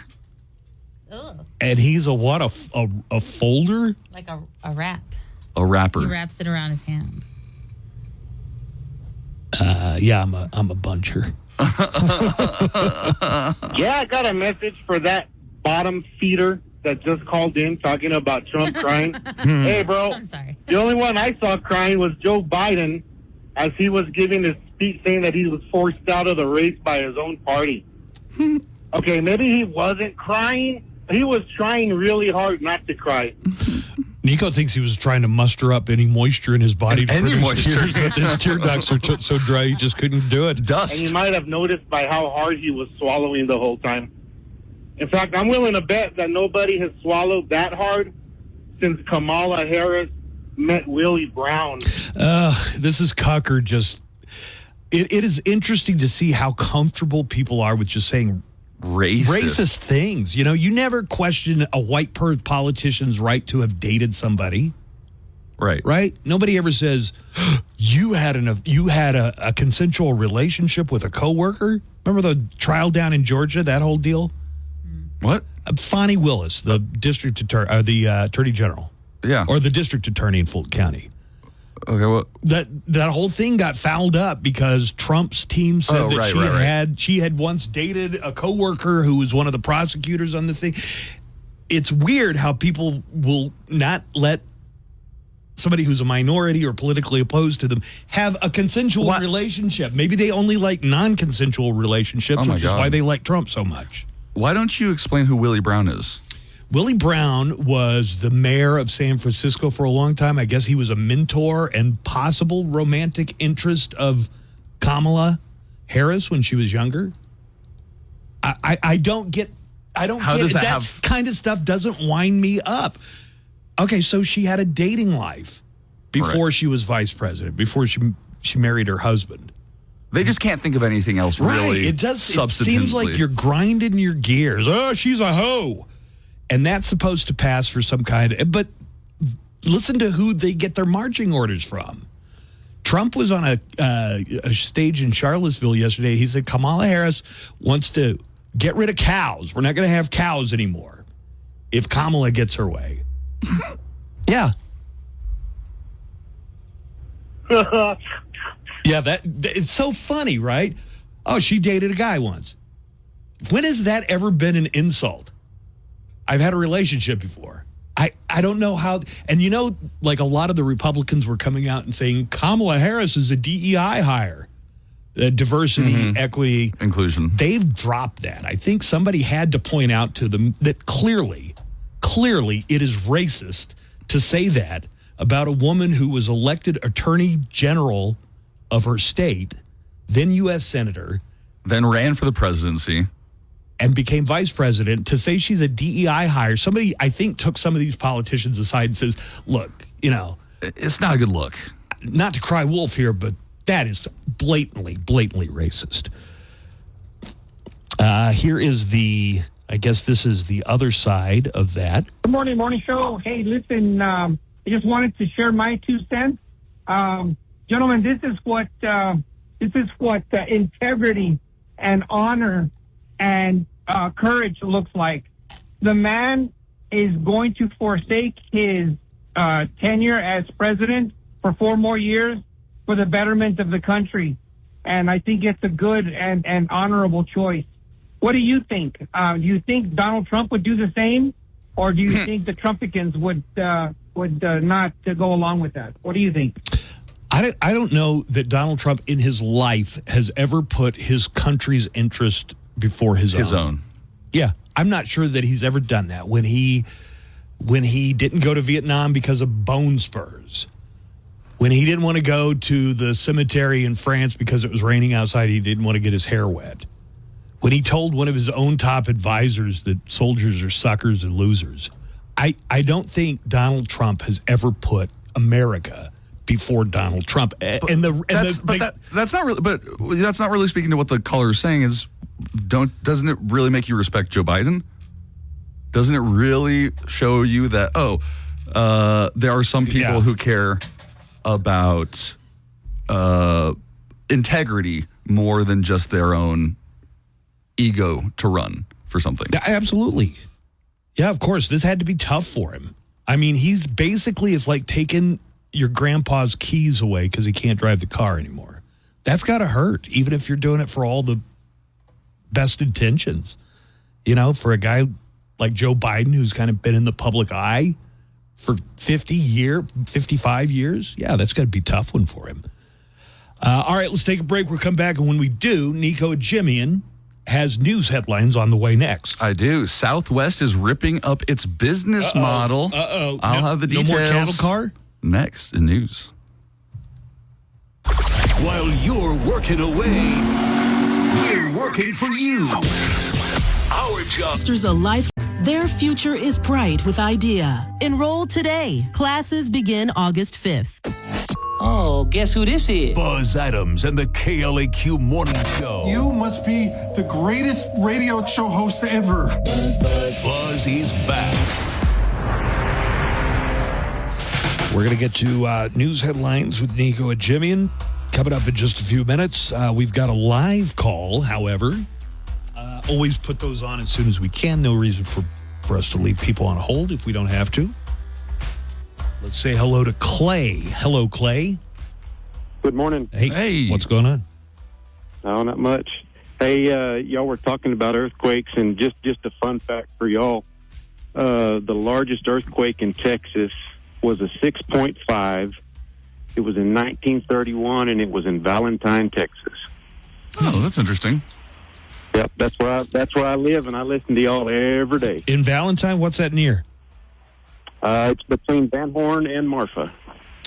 I wonder if you guys get a lot of postage going through Valentine, Texas on Valentine's Day, so people can see that it gets postmarked from Valentine. Yeah, I'm not surprised. Yep, there's a contest. The local kids in the school design the stamp, and that stamp goes on the. Oh, that's cool. On that, cool. For that year. Maybe you know what? One of these days, we're going to do our Valentine's Day. Wait, Valentine's always on a Sunday, isn't it? No. Valentine's is always on the 14th. My bad. I don't know what happened there. We do the Valentine's Day show from Valentine, Texas. What do you think? Yeah, that sounds awesome. Yeah, they have a big party. We've had guys like Joe Ely and big names like that. They do a big party on Valentine's Day. Yeah. All right. That's very cool. We got like 7 months to plan. All right. Yeah, there you go. All right. Thanks, Clay. Appreciate it. Yeah. So this said that the largest earthquake, but it was talking about due to oil drilling. Let's see. It was a 4.9 earthquake on Monday that tied for the 8th strongest earthquake in Texas history. And then there were 2 more. The largest earthquake up until that point that was caused by enhanced oil recovery was a magnitude 4.6 near Snyder, Texas. Did you see the neckline call? I think it might even be from Padilla about this. Yeah. How's it going, Buzz? As a person that works in the oil field, I absolutely do believe that it's oil field activity that's causing these earthquakes that aren't normal. You know what I mean? But I don't believe it's fracking. I believe it's water injection. Whenever wells drilled or fracked, the oil comes up. That's where it's water. Well, the oil companies don't want the water, so what they do is they inject it back into the ground at extremely high pressures. Where they shouldn't be. Like the water, that amount of water naturally wasn't underground right there in that area, so they're injecting it back in there to get rid of it. And I think that's what's causing the earthquakes, in my opinion. All right, thank you. I would take his opinion more seriously. He works in the oil field. He probably has a better idea. Mm-hmm. But I think the fact stands that it's getting tougher to get oil out. Oil is. There's there is a minority opinion in the geological community that maybe deep down in the Earth's mantle, there's way more oil. It's just that the getting it out is the problem. Do you want to know how much oil the United States produced this year? We are now the #1 oil producer in the world. Woo! But it's still going to run out. Nah, if we keep finding more. No. Let's just keep looking for it. Let's drill, baby, drill. Let's go to that Arctic Circle. Let's go to Antarctica. Okay. But then after that, then it's going to run out. That's future. That's the population. That's worry. our kids' problem. Yeah. All right. Had a few other calls that came in. You know what? Let's just, go ahead and get to news headlines, okay? Are you ready? Did you just stroke out? No, I was trying to find this call from Big Daddy Delicious, and I just can't find it. But then the more I was thinking about it, it was like, that wasn't that great a call. The disseminating fake info? Yeah. Just pop me up. Oh, you got that one? Oh, you have Yo, morning show. Why are you disseminating fake news, propaganda? Trump never called those soldiers, what do they call them, losers, whatever? What did he call them? Anyway. Right. Is there more to the call? Yeah. I just thought you wanted to comment. Trump denies it, but there's a guy who's a retired 4-star Marine general named John Kelly who claims that it happened, and he wasn't like an enemy of Trump at the time. He was Trump's chief of staff. Yeah. Now, if he said this and nobody else overheard it, then you just have to decide, do I trust Donald Trump, who ran a fake university and was convicted on 32 counts of fraud? Do I trust him more than a 4-star retired general with an unblemished record? Right. I tend to come down on the side of the 4-star general. This all came from this came from an article in The Atlantic in September 2020, alleging Trump made this comment during a conversation with staff members. Why should I go to that cemetery? It's filled with losers, the article says. The article says on the same trip, Trump referred to more than 1,800 U.S. Marines who died at Belleau Wood as suckers. I'm on PolitiFact right now. Trump has repeatedly denied he made the comments. Retired 4-star Marine General John F. Kelly, who was Trump's chief of staff, confirmed the remarks. You know, if it's a he said type of thing, I guess I'm going to go with the guy who hasn't been convicted on 32 counts of fraud. It's he said, I'm going with him. I'm going with him in that one. Yeah, that was the call I was looking for. Morning is the news. Hell yeah! And all of it is good. Oh yeah! And the weather's good. Oh God, here we go again. Let's get this started. Oh my. Here is Nico Adjemian with a look at today's top news. Good morning, Nico. Good morning, Buzz. How about I start off with that news item I teased a little bit earlier? Southwest is ripping up its business model. Here's what's going to be changing. Well, the low-cost carrier is transforming its boarding policy and adding premium seating in an effort to stay relevant to changing consumer preferences. Bob Jordan, president and CEO of Southwest, described the project as a transformational change that cuts across almost all aspects of the company. Well, what are they going to do? They're going to get rid of open seating. Now, you will have a seat assigned to you when you buy a Southwest ticket. I know people who like the Southwest open seating, and I know people who don't care for it. Where do you fall? I like the... You've flown on a plane before, haven't you? I've flown on many a plane. Okay. I enjoy Southwest. I don't mind it. I like the option. The open seating, though, the one drawback is when the plane's almost full, people sit with open seats thinking that the plane's not going to be full. And then you have to go around and you've got to pick out it. Where is an open seat? It makes it longer than if it's like, hey, here's your ticket, here's your seat, you sit there. I could see that, but I also I think that all the airlines should start letting whoever's sitting in the back of the plane on first. It only makes sense, people. Don't let the first class. The first class should board last. Am I right?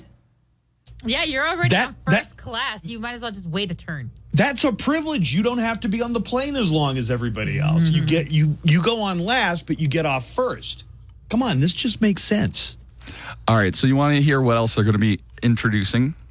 Sure. Well, with assigned seating, you're going to get premium seats that you can choose to purchase. These premium... Is that the one over the window or over the wing? The one that's like an extra wide They do aisle. come with extended legroom. I used to always go for those.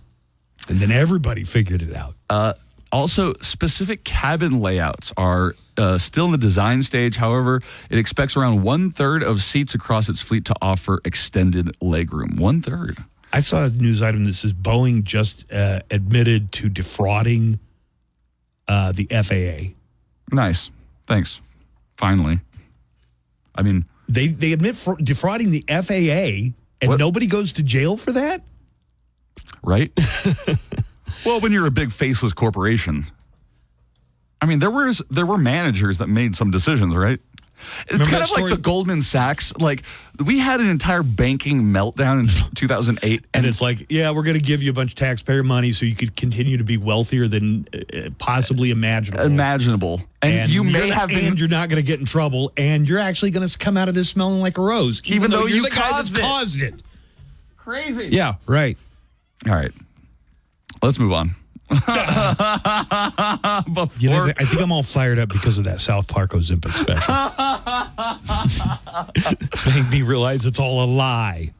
And how much you want Ozempic? No. How much I want a compounding pharmacy that can just get the ingredients cheaply from India and make it themselves. We have one here. We should. Is that McCrory's? McCrory's? Yeah. Right. So the South Park kids just get the basic semaglutides from India on the cheap, and they whip up their own batch, and it's the same thing. And one of the kids says, "Who needs insurance in hospitals when we have TikTok and YouTube?" Joanna, did you put up this engagement question? Which one? You have to survive the post-apocalypse with someone from the morning show. Buzz, Joanna, or Nico. Who do you choose, and how doomed are you? I did. I don't want to influence this because it's a highly scientific poll, but you definitely want to be with me. Just trust me. I have medical knowledge. I have a cabin on top of a I mountain. have an army of cats. I have spears. Nico's going to be out there like with his fencing sword, but since it's just like an electronic thing, he'll stab the zombie and it'll go 1 point. But it won't do anything to the zombie. Good engagement question, Joanna. Thanks. All right. Would you make a case for anybody other than me being the best one to be in the zombie apocalypse with? So far, you're winning. Yeah, so. I should be. I have one vote. I know how to shoot a gun. Yeah, because John says Buzz has a lot of useless knowledge, and I could probably use him as a shield. Yeah. That's funny. That's true. You could use me as a shield, or I could just trip you and let the zombies get you. I've thought about every scenario. Eric says, I'll go for Nico. He has medical and fencing skills. The only thing I would be dealing with is his laugh. Let us know who you're choosing in the post-apocalypse. Does anybody go for Joanna? They shouldn't. No. I think somebody on the show once said, I'd just give up. I just turn myself over to the zombies. I would just sit down, roll over. The second that they're like, oh, you're going to have to survive this. Nope. No, I don't have to survive this. Joanna would eat you like her cats would. Yeah. No crumbs. I ate that. All right, back into the news. Millions of computers went down after the botched CrowdStrike Microsoft update, and that doesn't even touch on the airline passengers and countless other people that were affected. Now they're saying sorry. The company is, at least, with a $10 gift card. This is an example of sometimes it's better not to do anything than just such a mockable gesture. A $10 Grubhub or Uber Eats card, I think. A source shared the email they got that says that the company recognizes all the extra work their partners had to deal with, and for that, we send our heartfelt thanks and apologies for the slight inconvenience. They're offering their partners a $10 Uber Eats gift card as an apology. To express our gratitude, your next cup of coffee or late night snack is on us. Hey, sorry for crippling the American economic machine. Here's the $10 to get a cup Joanna, of coffee. Buzz, Get yourself a pizza. Guys, get this, though. What? The company confirms that the Uber Eats gift card was indeed sent in an email. But the best part, the link for the email is broken. Oh, my God. They can't get anything right. Jesus. That's hilarious. No? Nobody else thinks that's funny? No, that's super funny. Okay. I know why they're called CrowdStrike now. They strike out. We're the crowd, and they struck us. But at least we got a $10 Uber Eats card, right? Yeah. The opening ceremony of the Paris Olympics is tomorrow, so get psyched for the ultimate athletic event. You want to know some fun facts? About the Olympics? Yeah. Yeah, sure. All right. Fun fact number 1. Wait. There we go. Paris and London are tied for hosting the most Olympics at 3 times each. They have previously hosted in 1900 and 1924. Is it just me, or does it seem like the U.S. gets its fair share? We had 96 in Atlanta. That's it. Lake Placid doesn't count, does it? 84 Los Angeles. Oh, yeah. So that's 2. But we haven't. Lake Placid was winter. We haven't done 3, so they've done 3. That's it? Like before the 84 Olympic Games, the U.S. had never hosted? It had not. Huh. All right. Interesting fact. Okay. So you guys know how every year every Olympics, when the athletes come in for the opening ceremonies, like they all parade around and then they get into their like respective groups? Yeah? Okay. Yeah? Maybe. Yeah? All right. Okay. No, Joanna? Like all the athletes will like parade around and they'll get for the ceremony. Anyways, fun. This year that's not what they're doing. Oh. Instead, they will float down the Seine River. Insane? God, I can't. They're going to be insane. They're going to be in the membrane. You guys just. There will be 329 events this year at the Paris Olympics. Billions of people will be watching. And there have been some unusual Olympic sports in the past. Here are the weirdest ones in the past. Painting and art were in the Olympics at one point. I think that they actually had that, like a painting. Painting was part of the Olympics. Up until like the 30s, later, the 1930s. Tandem bicycling, tug of warring. Wait, bicycle built for twoing? Bicycle built for twoing, tug. For hawk-twoing. Tug of warring, hot air ballooning, and swimming an obstacle race were all part of the Olympics at one time. Wow. Yeah, right? Do we have to take a break anytime soon? Yeah, probably. Snap, yeah. We should start, since the Olympics start tomorrow, we should start our Olympic coverage. Moments. Yeah. Oh, my. 776 BC, the first recorded ancient Olympic Games were held. In that first Olympics, only one event took place, a foot race. There were no medals awarded in that first Olympics, but the loser was eaten by a cyclops. All right. Yeah, that's exciting. Music news, concert updates, song and album factoids, and of course, nothing but El Paso's best rock. Full back-to-school expo details at kisselpaso.com. Live from the KLAQ studios, the Buzz Adams Morning Show. Courtesy of Glasheen, Vyas, and Enderman Personal Injury Lawyers at GVILaw.com.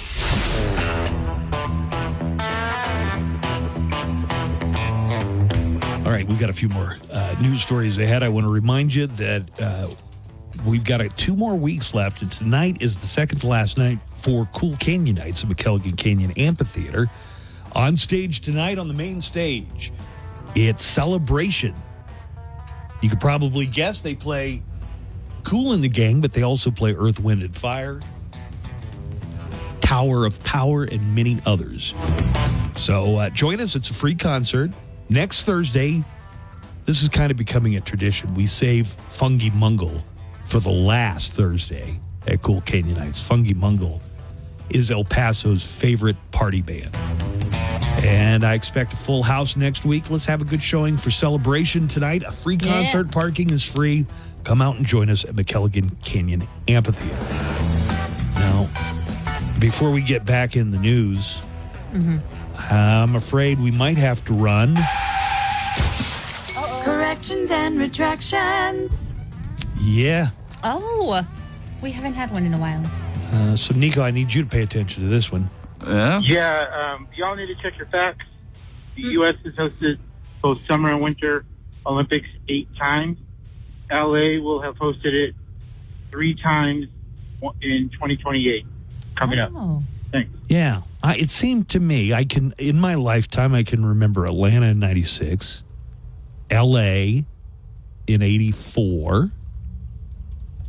You looking that up? Oh, no, I was. No, Nico. He's the one. Oh. Why did you say? The United States has hosted the Olympics 8 times, 4 summer games and 4 winter games, and in 2028 it's going to be Los Angeles. Did you misread it? No, I didn't misread it. I'm just reading the prep. What are you talking about? It was a story written in the prep. Was it on Dave's prep? Dr. Dave, yeah. Oh, very unreliable, especially with sport. Like if they've got somebody that writes these sports stories. Brandon used to Brandon, who was on the show, used to complain. I remember, daily about how many factual they do have errors. a lot of errors in that one. I wouldn't rely on Dr. Dave's. It's not really their forte, accuracy. That's what I'm going to do. I'm just going to read it. Okay. It sounded like it made sense to me. How's it going, Buzz? As a person that works in the... Oh, this is... I appreciate that call from Padilla. He told us the difference between fracking and some other kind of thing, but I think I'm just going to continue to call it all fracking. Yeah, frackers. Because it's a fracking mess.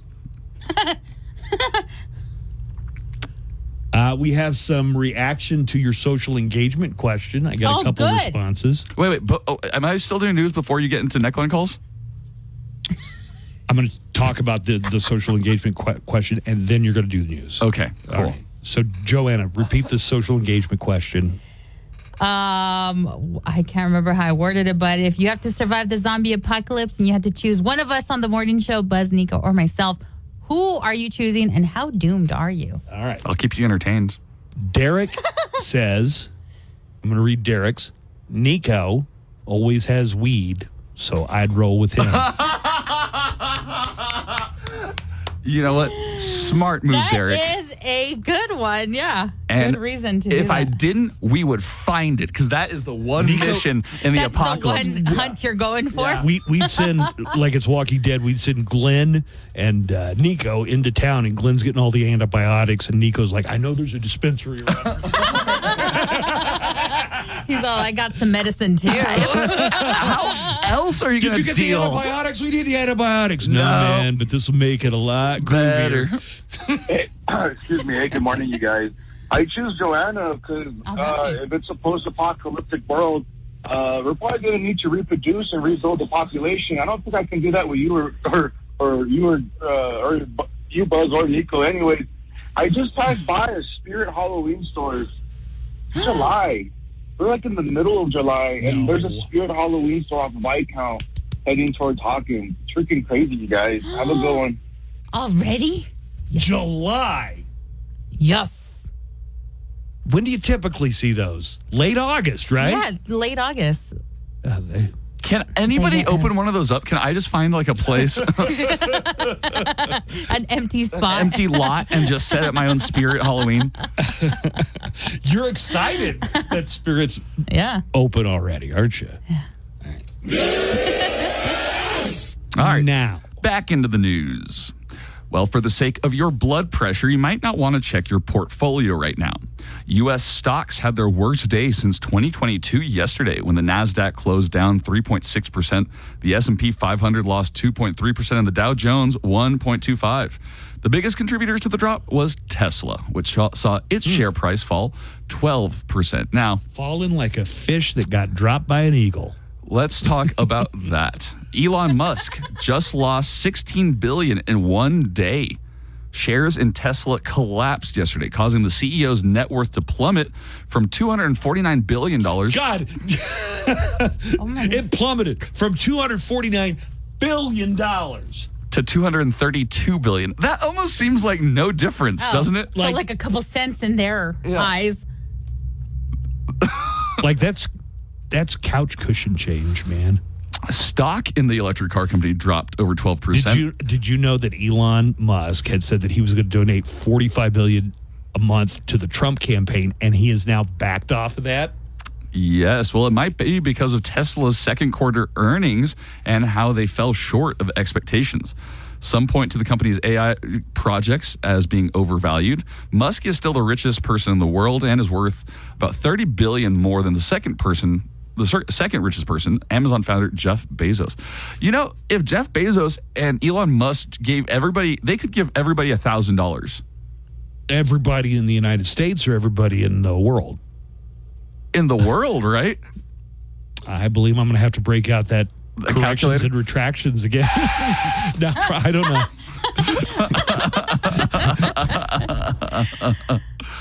Well, it was reported that Elon Musk was giving $45 million a month to Trump's campaign. But now Elon's saying that's not true. And he just put out a statement about it. Take a look. Elon said, I know I owe millions, but I'm just not going to pay. And Trump said, game recognized game. Well, the parking situation is about to change forever at Spacely Sprockets. Minnesota passed a new road law this year that's set to go into effect next week, establishing laws that govern the use of roadable aircraft.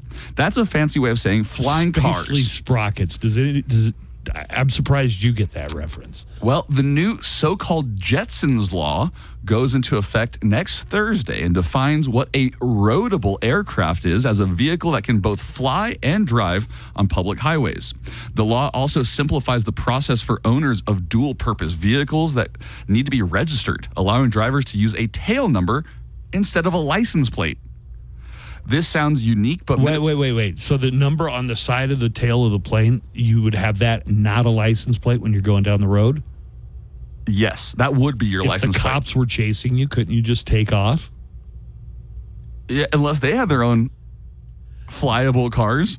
This sounds unique, but Minnesota is now the second state to pass a law regulating flying cars. New Hampshire has already passed its own Jetson law. For reference, the Jetsons TV show was set in the year 2062. That is less than 40 years from now. I want a Rosie the Robot maid. Yeah. With all that junk in the trunk. Yeah. Badonk-a-donk. All right, so now into some more local stories. There is an update to the Ruidoso fires. The FBI is now seeking a couple that is linked to the... I saw the pictures. They have tire tracks and their footprints, and they're trying to figure out who this couple is that started the devastating fire. A man and woman may have possibly started 16 fires in Mescalero, including the Salt Fire, and the FBI is asking for information. According to documents, there was a dark-colored Jeep spotted by witnesses near some of the fires. The document adds that the female suspect owns a vehicle that matches the Jeep description. They also, I read an article that said they moved horse racing, the summer horse racing. Oh, they did? To Albuquerque because there wasn't fire damage, the flood damage. Oh, wow. Right, because the horses would be able to... It's destroyed part of the track because of the flooding. Not the fires, the flooding. So they're moving that racing to Albuquerque. Well, El Paso's very own Congresswoman Veronica Escobar said she would not attend Prime Minister Netanyahu's address to Congress yesterday. On Wednesday, before he spoke to a joint session of Congress, Veronica Escobar released a statement saying Netanyahu was unworthy of this invitation and said his reckless execution of the war reveals his disinterest in mitigating the loss of civilian life. One can support Israel's right to self-defense without the unconditional support for its current government that some demand, she said. Do you want to hear a little bit of Bibi? Yeah. Outside people were protesting, and Benjamin Netanyahu did not let that go unremarked upon. Well, I have a message for these protesters. When the tyrants of Tehran, who hang gays from cranes and murder women for not covering their hair, are praising, promoting, and funding you, you have officially become Iran's useful idiots. he also commented on the protesters' signs. Some of these protesters hold up signs proclaiming gays for Gaza. They might as well hold up signs saying chickens for KFC. I mean, Chick-fil-A has a cow that says eat more chicken. But stupid cows, they can't even spell chicken right. Well, remember that story yesterday that Stephanie Vyatt was talking to us about, saying that El Paso County has lost up to $20 million due to recent border smuggling arrests? Well, the city of El Paso could see cuts to our services if the state doesn't pay for inmates arrested under Operation Lone Star. County Commissioner Liana Holguin of El Paso County said, "We didn't know the impact necessarily that these increased enforcement actions were going to have on the jails. We didn't know how long they were going to go on for. We didn't know if it was something that was going to only be temporary or not." We talked to Justin Underwood about this, too. Yes. He had some unique insight, I thought. Well, El Paso County barely signed a disaster declaration this week. Officials say it's necessary as a first step to apply for funding. But some El Paso residents are saying, why didn't we do this sooner? And should we really be losing our services over it? So this is the context Justin put it into. To get the reimbursement from the state, you have to make an emergency declaration. Well, there are a lot of border communities that tend blue, Democrat, like El Paso. And some of the people in those towns don't want to do it because it's like acknowledging that there's a problem. That there's a disaster, that the border's a disaster, and this being an election year, that's kind of a political statement in its own. But you gotta declare the disaster in order to get the state money back. Mm-hmm. Right? That is exactly true. All right, say what you want. Say what they want you to say. Bite the bullet, you know. The city of Socorro plans to start its own public transportation system after ending its agreement with the El Paso Area Transportation Services. They got a mule. Come on. Sorry, Socorro. I kid, Socorro. They love us out there. We love you, Socorro. How dare I you? kid because I love. But his words reflect only his opinions, right? Socorro's Mayor Pro Tem Rudy Cruz Jr. said the city plans to provide customized routes to residents of the area, which may include a mule. I don't know. We're going to create routes here in Socorro that were not able to be created by the county because they have larger transportation vehicles that they utilize. You mean their roads aren't big enough in Socorro? Well, maybe it's not just perfectly suited for, maybe not suited for the roads there. El Paso County has recorded higher numbers of STDs than any other county in Texas. That's according to the Texas Health and Human Services website. What do you expect? Leonardo DiCaprio was in town. Boy, I'm slaying it as far as Joanna's concerned. I know, today. yeah. I got my pick for recyclers. Oh my God. Celebrate with a beer. On one hand, way to go, El Paso, for boning. Right. That's one way to come out of the lockdown. Yeah. On the other hand, Gross. Yeah. Be more careful. Wrap it up. Yeah. I mean, the fact that we are like at the top for STDs is kind of concerning. Wait, we're at the top? Near the top, yeah. Oh. I can't believe we're at the top. Yeah, higher rates than most counties in Texas. Than most. Than most counties in Texas, got it. And with the news, I'm Nico. All right. We're going to come back in just a few minutes. We got a lot to discuss on the way. Today is National Intern Day. Woo! So anybody who's ever done an internship, those are usually unpaid internships. You get course credit for it. Somehow, our station never got the memo. It's like they just get people who agree to work for free. Yeah, like I got my credit, but they still kept me on as an intern. You told me just to show up every day. And then if I didn't show up, you'd be like, I never said you were an intern. You'd be like, where are you? And I'd be like, You weren't really an intern, though. Yeah, you weren't really an intern. I don't know if Al, who works here, if she's really our intern. Is she really an intern? Oh. This song's for her. Because I'm doing a run. I'm writing down the orders now for everyone. The coffee is free, just like me. I'm an unpaid intern. Sorting papers, running around, sitting in the meeting room, not making a sound. Barely people, somehow legal, unpaid intern. You work all day, go back to your dorm, and since you can't afford a mortgage, you just touring a porn, cause you're an intern. Unpaid.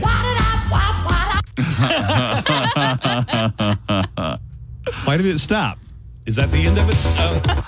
What the hell's going on? I guess I got to edit that. I'd never played it before. Did you preview your audio before you played it? Not far enough. That's the point of prep, Buzz. I'll fix it. That's the point of prep. You know what? And I'm going to show Nice, you. Nico. I'm going to Nice. show you what you do. You fix the problem. I'll fix it in just a moment. Happy Intern Day. Hey, it's Daniel Paulus. I'll be along starting at 3 with everything from Aerosmith to Nirvana. Use your phone in Mexico like in the 2 countries, 1 network. Only with AT&T. Visit att.com/one network for details. The Buzz Adams Morning Show, Monday through Friday, 5 to 10. KLAQ and KLAQ HD1, El Paso, a town square media station.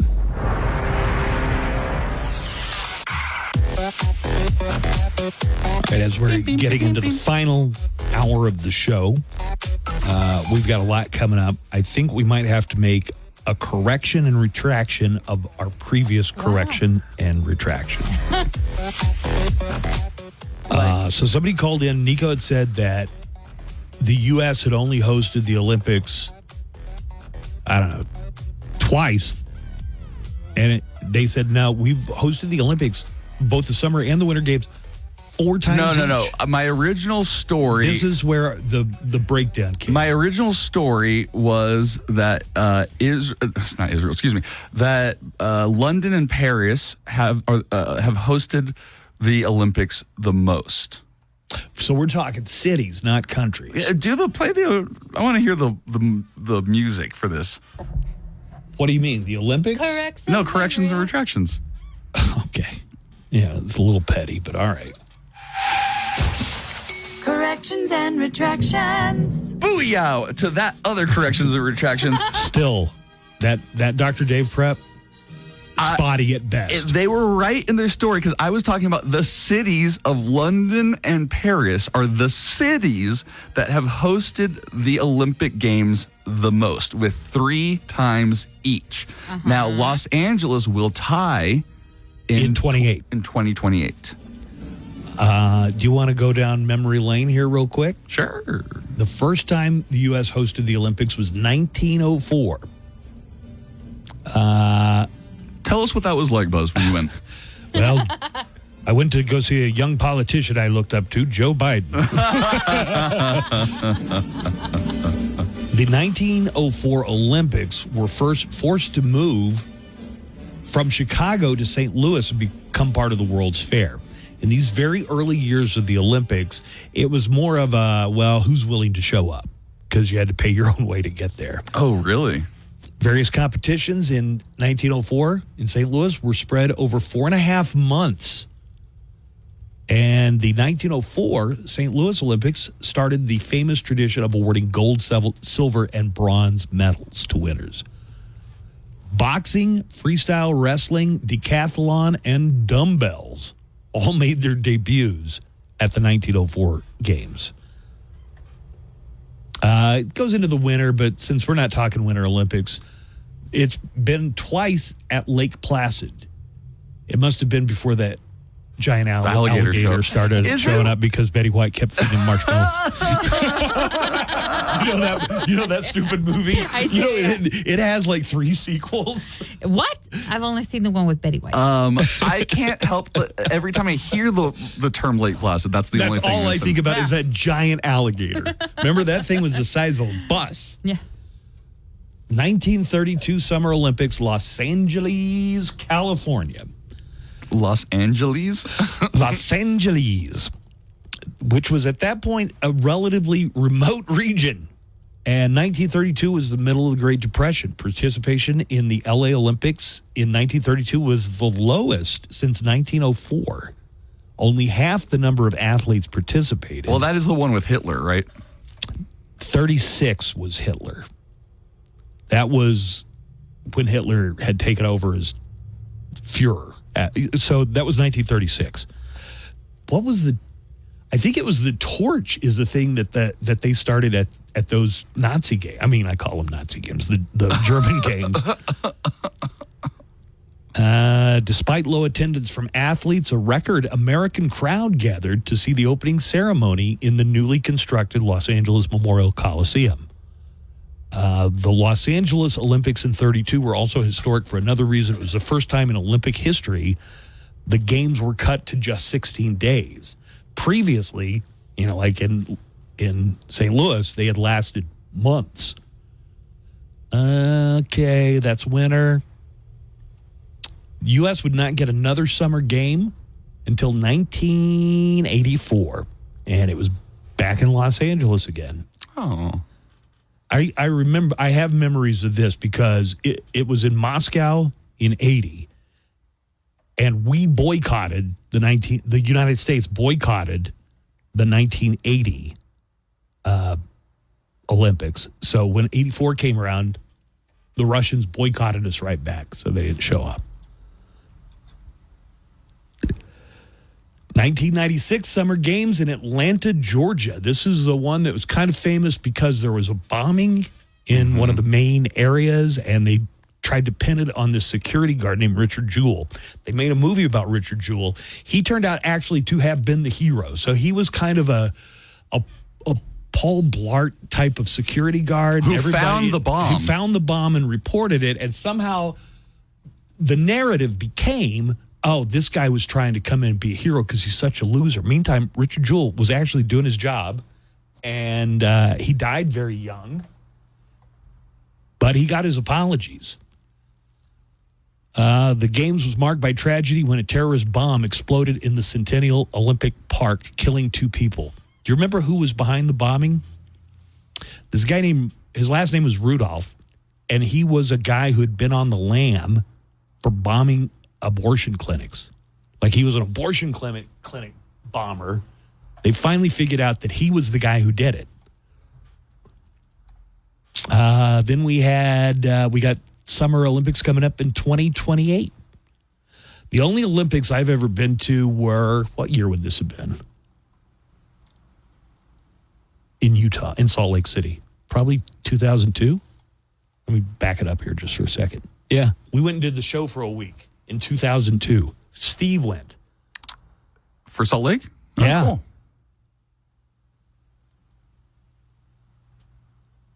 It's a big event. You got to watch? What are you interested in? Well, you used to have to really police the NBC the channel, the TV. Just because I don't have TV, I don't have cable like I used to. I would have to physically. It's streaming on something. I would have to stream it and click on I used to just check in to the station and be like, I wonder what's on. Let's turn it over to channel 2 or whatever. And be like, I'll watch a little bit of what's on. Where's it streaming? I mean, I should know because it pops up every time I go to whatever streaming. Peacock? God, that sounds more like a question than an answer. It is. Anyway. I'll be watching the fencing. Honestly, I really do watch. Peacock. Yeah. I watch the fencing on YouTube. I'll see the matches from there. Like the recap. Yeah, anything worth a watch, it's going to be recapped somewhere. TikTok, Instagram. Hey, I'll circle back on the Olympics here, but I found out that intern song, that was it. That was the whole song. That's how it ends? Yeah, there's just some weird extra audio at the end of it. No. Hey, if you are an intern, Popeyes is giving free chicken sandwiches to intern on National Intern Day. Cool. I'm a tell. How do you prove you're an intern? Well, first of all, you have to spend $10 and sign up for their rewards program. But if you're an intern, maybe it's worth it. They are not verifying if you're really an intern. They say the deal's intended for summer interns, but anybody could take advantage. Quote from Popeyes, no matter what stage of the corporate ladder you are, interns, bosses, supervisors, mentors, or leaders, or Nico, we want you to celebrate the 2024 summer interns in your life with a more vibrant lunch choice. So you got to sign up for the rewards, but anybody can do it. Anyone can do it. Did you know that zits are now cool for Gen Z? I brought this up with Joanna. I am shooketh. They have these products that I'm about to talk about, like little things that cover the zit, and there's some kind of, medicine on the thing. Right. But they were clear because you didn't want to draw attention to it. You didn't want people to know, oh my God, I have a pimple. Pimple patches are a huge fashion trend for young people now. I have seen them on many young people. Yep. They stand out. They're in special shapes. Sometimes they're stars. Sometimes they're red. What else have you? Happy faces. Leave it to Gen Z somehow to make zits cool. I say that with admiration. Yeah. Good job. You did it. Pimple patches are little stickers that go on your face or your forehead to cover your zits, and they're medicated. Not a new product. They've been around a long time, but the old ones were either beige. Right. They look like a Band-Aid sometimes. Or clear. Clear. And those were more expensive. Yeah. The new kind are intentionally bold and draw attention to themselves. They've gotten even more and more popular the last couple of years. Mm-hmm. Stars are the most common shape, but they come in different shapes. You can get them in different colors to coordinate with your outfit. What? Okay, I'm going to continue to read on here. This is from the New York Post and the Washington Post. Both did stories about this. Owning your acne is a big part of why pimple patches are trendy. You could have 15 zits on your face, Nico. Yeah, it's my acne. And I own then it all you the show time. up just bedecked with all kinds of adornment. Bedecked. Mm-hmm. Bespeckled. Bedazzled. The biggest brand is called Starface. For the past 2 years, they've been selling around 500 zit patches a minute. Whoa! Wow. A minute, you say? The Washington Post story says they've also become a form of currency at schools in the U.S. Kids are trading them for stuff like snacks. Hey, you I'll got trade you a pimple patch. You got some of this stuff. A Las Vegas woman just got her missing dog back after 9 years.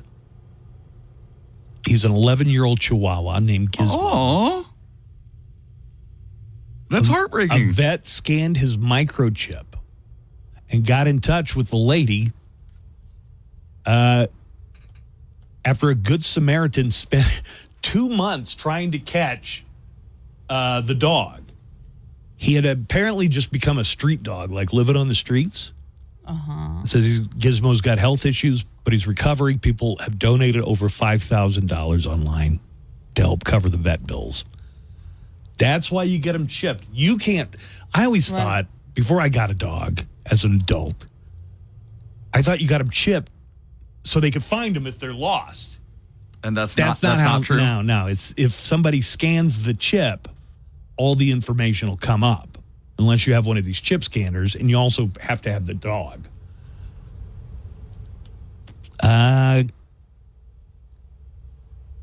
2 people in Kentucky were arrested on drug trafficking charges on Monday after police say they were selling marijuana and THC products from a warehouse. They caught the suspects because they were posting videos of their drug-making process on TikTok. Wait a minute, that's a drug-making process? It still registers kind of weird that there are states, and Texas is one of them, where you can still totally get in trouble for growing marijuana or selling marijuana or consuming marijuana.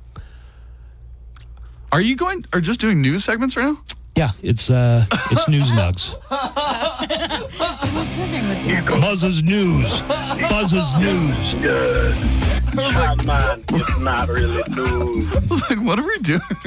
Yeah, I realized a couple minutes What's ago, happening? I'm basically doing News Nugs here. The notes I'm writing look so weird. Yeah. Lost dog. Fish flew out of sky. Oh, we got to talk about that. I know. There's stuff on the board we still haven't talked about.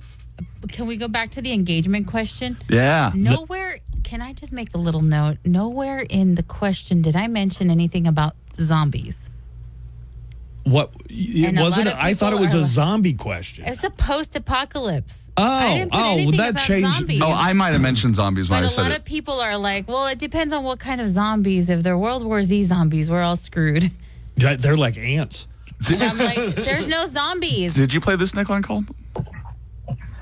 What is up, morning show? Hope you guys are doing well. It's Wrestler Guy. What's up, Nico? What's up, Buzz? What's up, Joanna? Hope you guys are having a great week so far. Hope you guys are ready for the weekend. With the whole survive the apocalypse thing, sorry, I'm just getting some tools and I work right now. The whole surviving apocalypse thing, man, that's kind of a hard one. But I'd probably go Nico. Well, you know, what the other guy said, he's got the weed, you know, we need that. But the only downfall is what's going to happen when we need food. Yeah. We'd have to go on that Family Guy adventure and just go find some Twinkies somewhere. Yeah. You guys have a good morning. So it's we not would a both get zombie. munchies. It's not a zombie apocalypse. It's just any It's apocalypse. just any apocalypse. You know, breakdancing is going to debut this year at the Olympics. Hey. Breaking. Well, sorry, breaking. They don't call it breakdancing. They call it breaking, and they call the athletes B-boys and B-girls. I got to check this out. That's going to be pretty weird. Are they going to send anybody to do special coverage, like somebody who is a really good breakdancer? Like, name a guy who's famous for breakdancing. Vin Diesel. Nick, that's right. Nick Cannon. Nick Cannon can breakdance? Or who is it you got served, Joanna? Oh, that's a good question. Channing Tatum? I don't know. Channing Tatum is just like a dancer. But you're right. Vin Diesel actually, before he was a movie star, made a video how to break dance. And I don't think he went by the name Vin Diesel back then, right? He went by VD. Yeah, just by his initials, probably. Breakdancing coming to the little one. And we now return to the Olympic action, where the breakdancer out of Finland is ready to show what he's got on the world stage. And wow, look at him go. He's starting off with the hand hops. A brave choice. Hope his wrist can withstand it. And he's transitioning into the moonwalk. A nice, albeit controversial throwback. And wow, here comes the robot. Clearly, this robot has been programmed to groove, Jimmy. And here comes the closer. And it's the worm. He stuck the landing. Absolutely incredible. We'll hear from the judges when we return. More from the breakdancing portion of the Olympics coming up. I'm Daniel Paulus, and whether you're wrapping up your workday, food and beverage every day, summer savings start today, only at your local lodge. Let there be sound. Let the commercials be over. And let there be the Buzz Adams Morning Show. Hey, right on, Buzz. It's showtime. Let's kick some ass.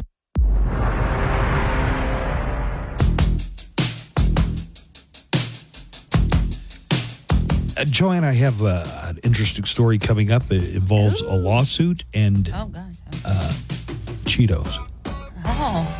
Is it involving suing Donald Trump? No. Regular Cheetos or hot? Flamin' hot. Flamin' hot Cheetos. So I want to ask, before we even get into that, did you see the Netflix movie about the guy who invented Flaming Hot Cheetos? Yes, I did. The one produced by Eva Longoria? She directed it. Oh. Yeah. Was it good? It's very inspiring. I cried. You cried? I cried so much. Well, the guy who invented Flaming Hot Cheetos is suing Frito-Lay because Frito-Lay started saying, nah, he didn't really He didn't do invent it. Yeah.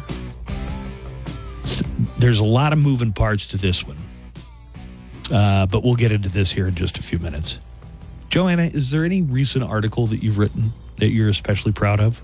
I'm proud of all of them. Yeah. They're all like babies. They're like children. They're all But you like all, my just like children, you also have a favorite. So Why don't you refresh your browser? refresh the browser? Yeah. Okay. Me or Buzz? I'm telling. Oh, here you go. Nico brought this to my attention. I didn't know this, but I wrote an article about it as you're thinking about it, Joanna, because I still want to hear from you. Okay. 2 El Paso TV stations are going to drop their news operations. And El Paso is in danger of becoming a news desert, according to the UTEP chair of the communications department. Two local stations, CBS 4 and Fox 14, have announced they're going to shut down most, if not all, of its news operations. They're both owned by Sinclair Broadcasting, so they're in that same building that used to be the movie theater off of Mesa. Oh, you don't remember when it was a movie theater? No. Yeah. It's by where the El Paso comic strip used to be. It's where right? the old comic strip used to be. And you would see reporters pulling double duty. They do reporting for KDBC and for KFOX. And really the main differentiator was whoever the main anchors were. The changes are going to happen quickly, according to a spokesperson for Sinclair Broadcasting, Jessica Bellucci. Beginning August 5th, we will be making changes to the way we produce news. In the short term, CBS 4 will continue to air its 10 p.m. newscast, adding a simulcast of Fox 14's newscast at other day parts. After the short term, the spokesperson said a reconceptualized newscast will debut on CBS 4 later this year. So just looking at what Sinclair has done in some other markets, what they do is they have like a national news program out of Cincinnati. Right. And they put that. Then there's another example. They own a TV station in Tulsa. I grew up watching KTUL.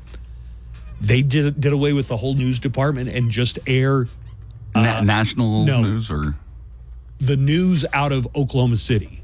Oh, Oklahoma City's at least 100 miles away from Tulsa, so not the same media market.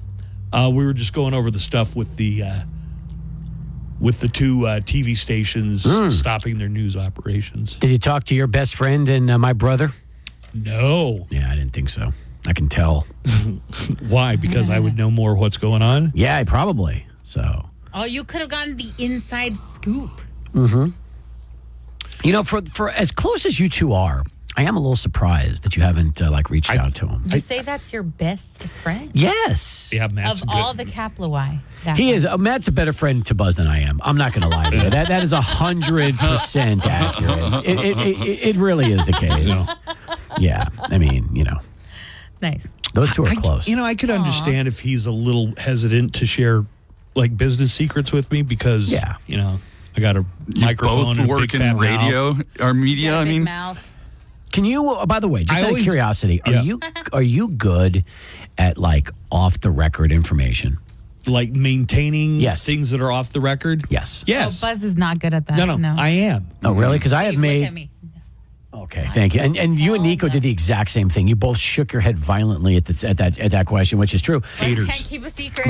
Buzz is famous for having if you tell yap. me this is off the record, or if somebody's a confidential source, and you've never accidentally let that slip. Let me say this: if I did, it was that total somebody's accident. room and say, "I have a secret. I need to tell somebody." You just said it right now. If I did let it slip, it was an accident. The whole point of being good at keeping secrets is you don't even do it by accident. This idea of if I did let it slip, O.J. Simpson wrote a book like that called If I Did It. So, yes. Now, I will say.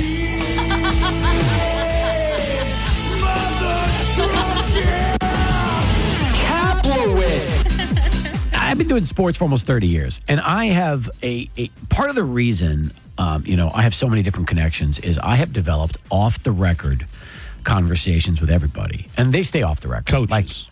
Coaches, athletes. Athletic directors. Hey, anybody that knows anything. If now, it's off what the do you record, consider, it's off the do record. they have to say, hey, before I say this is off the record? I always say off the record. And Yeah, if same somebody, here. and if I somebody understand tells me how it something, works. and if somebody tells me something and they haven't said that, I will even say, is that off the record? And they'll say yes. I'll say, got it, done. Done. I mean, listen, and this is no lie. I could write the greatest book that's ever been published. Stuff? Oh, without a doubt. When does that off the record expire? Never. It's for life? Never. Somebody told me something off the record. For life. The fact that you even question it makes you're terrible at keeping secrets. I have. Do I have to do it forever? I probably have 1,000 stories of things that I have been told off the record that would curl your toes. Luckily, you don't remember. That's your only saving Your grace. only saving grace. You don't remember things. Now, here, I'm going to tell you a true thing. For years, I ran this scam. Anytime my contract was going to come up and we were going to have to renegotiate a contract, I would always let slip to a certain employee who's in this room, and it's not Nico. Oh, yeah, I'm entertaining. I got a great offer from the station in Atlanta or whatever. I would just say, hey, you can't tell anybody. You can't tell anybody. And I would only tell Steve. Sure enough, when it came time for contract negotiations, is like, so I hear through the grapevine, you got interest from Atlanta or Dallas or something. Nope. Oh, yeah. No, Steve. never told Brad. Never told Brad about any of that stuff. Yeah, you told somebody else who eventually got to Brad. No. The thing is this. You were like Old Sometimes, Faithful. No. In fact, I'm trying to remember. Over the years, in terms of other jobs, I feel like at one point Dallas was in play. I can't remember if LA was ever in play. For you? No, for you. Or for me? For me. The only other job that was seriously in play for me years ago, Pittsburgh. So Pittsburgh wanted me. Because your brother was working there? Nope. This is long before. Dude, this was back in the days when he was still in college. So this would have been 90s? 98, 99. Dude, Pittsburgh is a fantastic sports town, even though they don't have an NBA franchise. They're still a fantastic sports town. So the ESPN in Pittsburgh wanted me to be program director. Wow. And radio? Yeah, radio. Wow. And here's the funny thing. Okay, so there was a headhunter and all that. And I went through about 4 interviews. Nice. Did And they fly you up? Did you get a truck? They were calling me to arrange the flight. And then we discussed salary. Oh, yeah. Here's what I've noticed. I told them, don't even bother with the flight. As much fun as it was. Because they lowballed you? Oh, my God. Here's my Do you know experience. You want to know how much they offered me? I'll even tell you how much they offered me. I can guess. No, you can't. Now, remember, this is like late 90s. It was the ESPN in Pittsburgh. Probably 10,000 less than what you were making here. It was 17 less than I was making here. 17 grand less? Yes. Here's what I noticed. People are very enthusiastic, especially the bigger the city. So Pittsburgh, a pretty major market. It is. The bigger the city, the more they think you're going to work for freaking peanuts because you're from El Paso. And they're thinking, they're pulling you from this backwater, remote location down in the desert. So here's the funny thing about the job search. I laughed in their faces. Well, you want to hear the funny thing for me was I would have had to handle Mark Madden, who was at the time on the WCW television show, the wrestling show. He was like the color guy. So he was doing that nationally. He had just forced out his last 3 PDs, and they were like, nobody can control him. And at the time, I was working with Strelzin.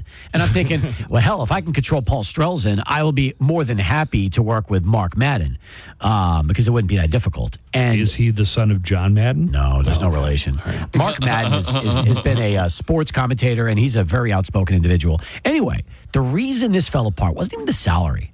I asked them, is there any chance whatsoever I can do something on air? And they said no. I said, what about weekends? They said no. This is a strictly off-air position. I said, nah, not interested. Position? This is a program director job. That's all it would be. You'd run the radio station. You can't keep Steve Kaplowitz chained down. And I said, no, that's not going to happen. Thank you. And there was no flight, no trip, no nothing. I bowed out of that at that point. And they've been after me for like 6 weeks, and that's when it happened. Hey, I got a snap trivia question for you. Sure. How many times has the United States hosted on a Summer Olympics game? Summer Olympics, let's see. Once with LA in 84. Yeah, right. You're counting the ones that you remember from your own lifetime. Exactly. I'll spot you this one. Atlanta, 96. Oh, that was a good one, too. I forgot about Atlanta, 96. That's right. Is there any others besides that? Yeah. Really? What other? 1904, St. Louis, Missouri at the World's Fair. How could I forget that? You were there. How could I forget 1904? That's right. I was there in another life, Buzz. I was, Joe Biden was just a senator at that point. I like this because Joe Biden's one of the few people you can look to and make old jokes about. That I can. That you can. Yeah. Oh, guess who can make a lot of old jokes now? Kamala Harris. Yeah, that's a good point. 32, Los Angeles. It was in the middle of the Depression, and there was not a lot of turnout. It was a big deal to come from another country all the way to the United States. I forgot about back 32. in those days. You're right, because 36. 36 was Berlin. Munich. No. I thought was it Berlin? Yeah, it was Berlin, and Jesse Owens. Mm-hmm. Yeah, that's right. And Hitler. Yes, shake that's hands right. with Jesse Owens. That's right. Because Jesse Owens showed him that the Nazis were not the super race of humans they thought themselves to be. Because they were looking back at Jesse Owens' shoes. I have a neckline call for Steve. Before that, can I promote my show this weekend? It starts tomorrow. No, had it. I want to hear it. Yeah. Do you like to laugh? Who doesn't? Am I right? Yeah, that's right. And the only thing better than laughing is making other people laugh, which is why I'm putting on an improv comedy workshop this weekend with professional stand-up comic, actor, and improviser Jenny Robbins. Starts tomorrow. And let me tell you this. We've done this one time before during Christmas, and a couple came out and said that the improv workshop saved their marriage. Really? Yes. Now, is this going to be like Whose Line Is It Anyway? Yes, it's going to be a mix of the Whose Line games. You're going to learn the principles of improv, what it's like to work with a group and a partner and scenes, things like that. How to do yes and? Yeah, yes and. How to do yes and. So this couple, the wife bought the ticket for her and her daughter. And she wanted to do it with her daughter. The daughter couldn't do it, so the husband said, "Fine, I'll take the spot." Yeah, and it somehow brought them closer together. That's great. Yeah, what a cool story. Yeah, anytime they're about to fight, instead they say, "Yes and give me a music genre and an occupation." They actually said that it translated to dentist, to the home. Yeah, reggae and dentist. Sit down in the chair. So I encourage everybody listening. I encourage you to go to massivetix.com, massivetix.com to sign up for the improv workshop. It's going to be 3 days. You're going to have breakfast and lunch provided for you, and you're going to get to interact and meet a bunch of really great people. That's amazing. 3 days, like you can actually. So it's a whole weekend. It's a Friday, Saturday, Sunday. Yeah, and then it's fantastic. And then a Sunday show for you to show off to your friends and family all the things that you learned. I love that. And Jenny's coming into town for it. She is actually not just this one, but we're going to plan another one, and it's going to be a kids improv workshop. Because I think I have a bunch of friends who have like teenagers and like middle schoolers who I feel like Joel should be at that one. Yeah, I think he'd be good. He's an aspiring budding magician. He's already got good. Yeah. Like naturally, Isn't he's it got crazy? good So timing and pattern. Joel is a really great magician, and then yesterday Justin Underwood's Yes, kid Jackson came in and was telling jokes like a comic. Yes, I heard about that. So yeah, I think all the kids would do well from a improv workshop.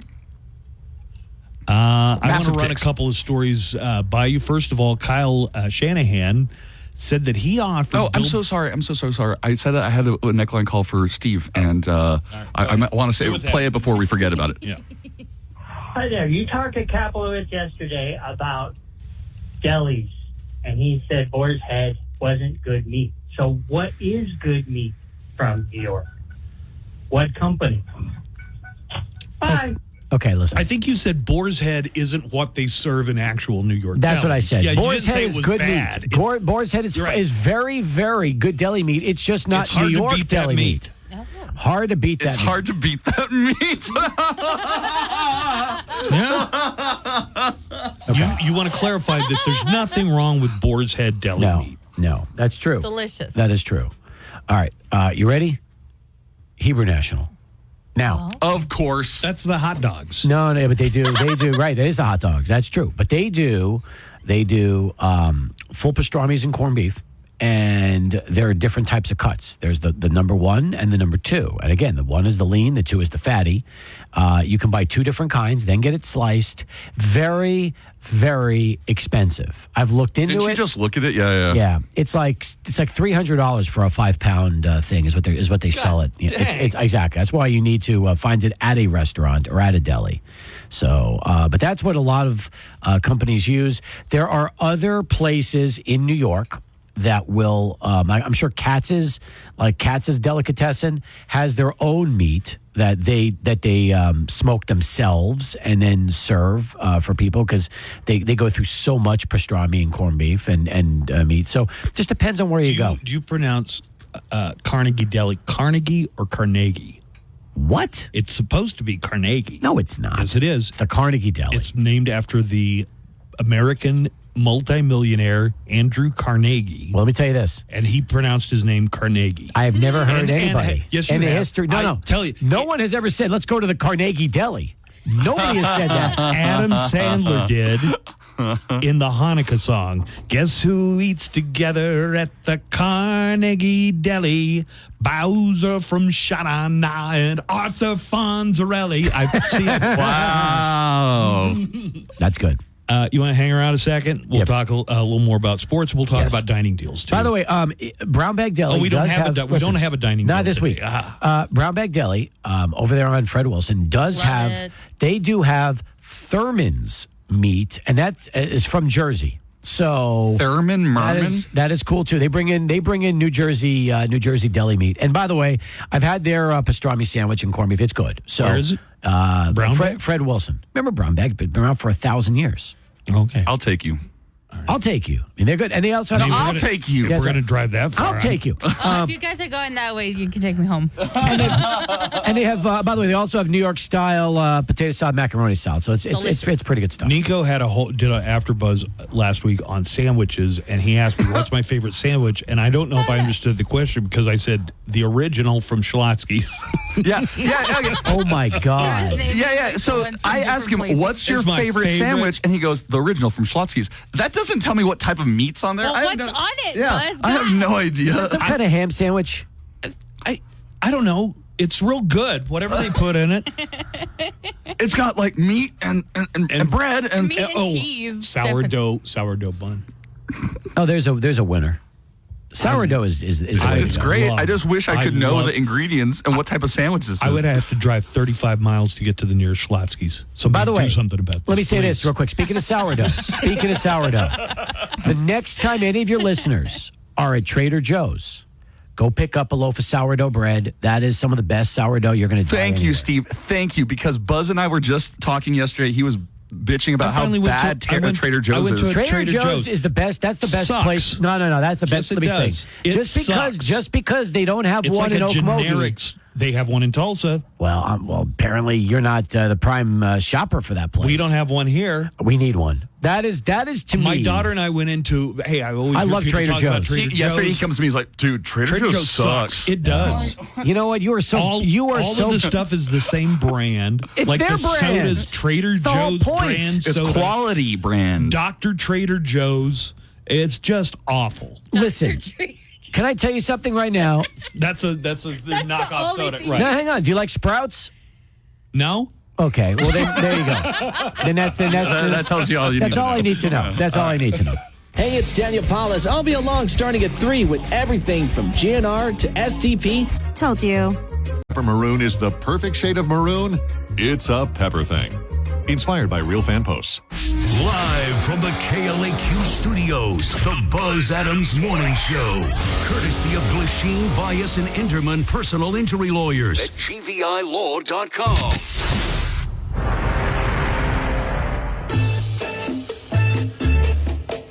So we're taking a week off. No dining deal this week. That's okay, though. You know why? Do we have any leftover from previous weeks? We do. We got a great selection right now. When you go to the, I think it's the What's Hot bar. So What's Hot or Must Read? What do you guys have at your website? Oh, good Must question. Read. Must Read? Okay. Go to Must Read. Go to Dining Deals. Hacienda de Mesilla is there. There are Eloise is there. We probably have, I would say, 8 to 10 that are still left right now. GNR, Mexican restaurant, that is still there as well. All right, there are a few things I want to talk about here real quick. First of all, I got to talk about this. The Flamin' Hot Cheetos guy is suing Frito-Lay. I brought it up a little bit. How much time did Joanna say we have? Joanna said we had like 5 minutes. I mean, nobody listens to me. So, go ahead. Hey, man, this is Trader Joe calling in. You know what sucks, Buzz? Albertson sucks because I said so, and I'm the president. And did you see what they did there? He called himself Trader Joe. Trader Joe. Okay. Because I said Trader Joe's. I finally go to this place that everybody's been raving about. Yeah. It's terrible. And did your daughter think the same? She thought exactly the same. She was like, they have no selection and everything. She is a mini You poisoned her. Yeah, I think you have an outsized influence on what she's thinking. I guarantee you this. Your daughter comes with us. She's going to come back telling you, hey, Dad. It was awesome. That's the greatest place I've ever been to. Yeah, if you go to a store with somebody that's just telling you, hey, how crappy is this, right? How crappy is this? That's not what I was doing because it was the first time. When I'm with Buzz and he's just like complaining about something. Oh, the whole time. It like starts seeping into my brain. I poison your mind. And then right? I'm like, yeah, this does suck. You know, here's my problem with Trader Joe's. It's the is that woke mind virus. sometimes I see the refrigerated and frozen section, which I really like, and I can't get it because I'm usually on a trip and I can't keep that stuff cold enough on the way They home. got as wide a selection as a Russian supermarket in the 1970s. Oh my God, you are so. What the heck is going on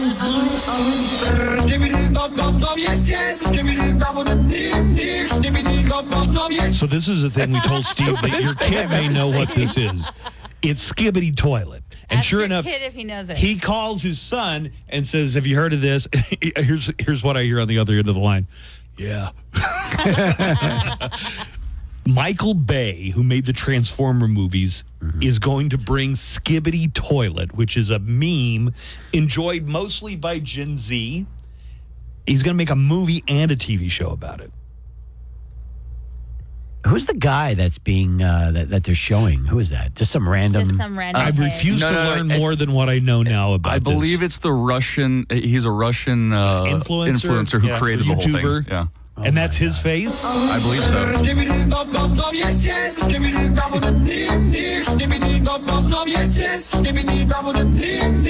You know, let me say this. That is one of the stupidest That's looking as scary things I've as ever Momo. I've ever seen. I can't believe they So turned that stupid. into a show. So Remember stupid. freaking Momo? Oh my God, yes. That's as scary as Momo. It is. But the Good young kids God. really like this. Joanna, this is the type of thing that we would have seen in 2007 when. And it would have been our entire personality for Can I a say year. something? Listen, It's a modern old Greg. There's only one toilet meme, and that should be Mr. Hanky. That's it. As far as I'm concerned, after that, everything else is a copy. So the guy who invented Flaming Hot Cheetos is suing Frito-Lay because they have been saying he didn't really invent the Flaming Hot Cheetos. And Joanna watched the Netflix movie about this guy, and in the movie, he invented the Flaming Hot Cheetos, right? Flaming Hot Cheetos, yeah. Richard... In the movie, though, they do mention, like, the CEOs are like, no, we can't because we already have a market that's testing something like this out. And then, like, the main guy is like, no, we're going to try his idea Oh, so instead. they acknowledge that there could be There some could have wiggle already room. been, yeah. Richard Montañez filed a 62-page lawsuit referencing a 2021 Los Angeles Times article that challenged his claim to be the inventor of Flamin' Hot Cheetos. The article cited chronological inconsistencies. The lawsuit says for decades, the Frito-Lay company recognized Mr. Montañez as the creator of Flamin' Hot Cheetos. In that article in 2021, Frito-Lay said in a statement, none of our records show that Richard was involved in any capacity in the Flamin' Hot test market. So why did they say so for so many years? That was the official Frito story. It was this guy started at the bottom and eventually worked his way up. yeah. He was a janitor. Right. This inspiring story. It made her cry. The movie. I cried. More like Flamin' Did he Hot. ever get compensated? Joanna would know more than I would. He became a VP at Frito-Lay. Yeah. Right. He went from janitor to vice president. So what's he suing for? That they're now saying he didn't invent the there's- Flaming Hot yeah. Cheetos. Oh, who cares? And listen, the guy's a vice president now. You know what? I don't think he is anymore. I think Oh, he really? might, he Yeah, I might be think he's retired. retired. Yeah. Oh, so Invented Flaming Hot Cheetos. I'm the inventor, you know that it's true. And now Frito-Lay, I'm going to sue you. Invented Flaming Hot Cheetos. I Yum. invented Chester Cheeto. I invented Post-its. Okay. What did I miss? Oh, I can't believe I missed it. Did you miss the Buzz Adams Morning Show today? I missed everything. Just use the KLAQ mobile app. That way, you can listen to Buzz on demand.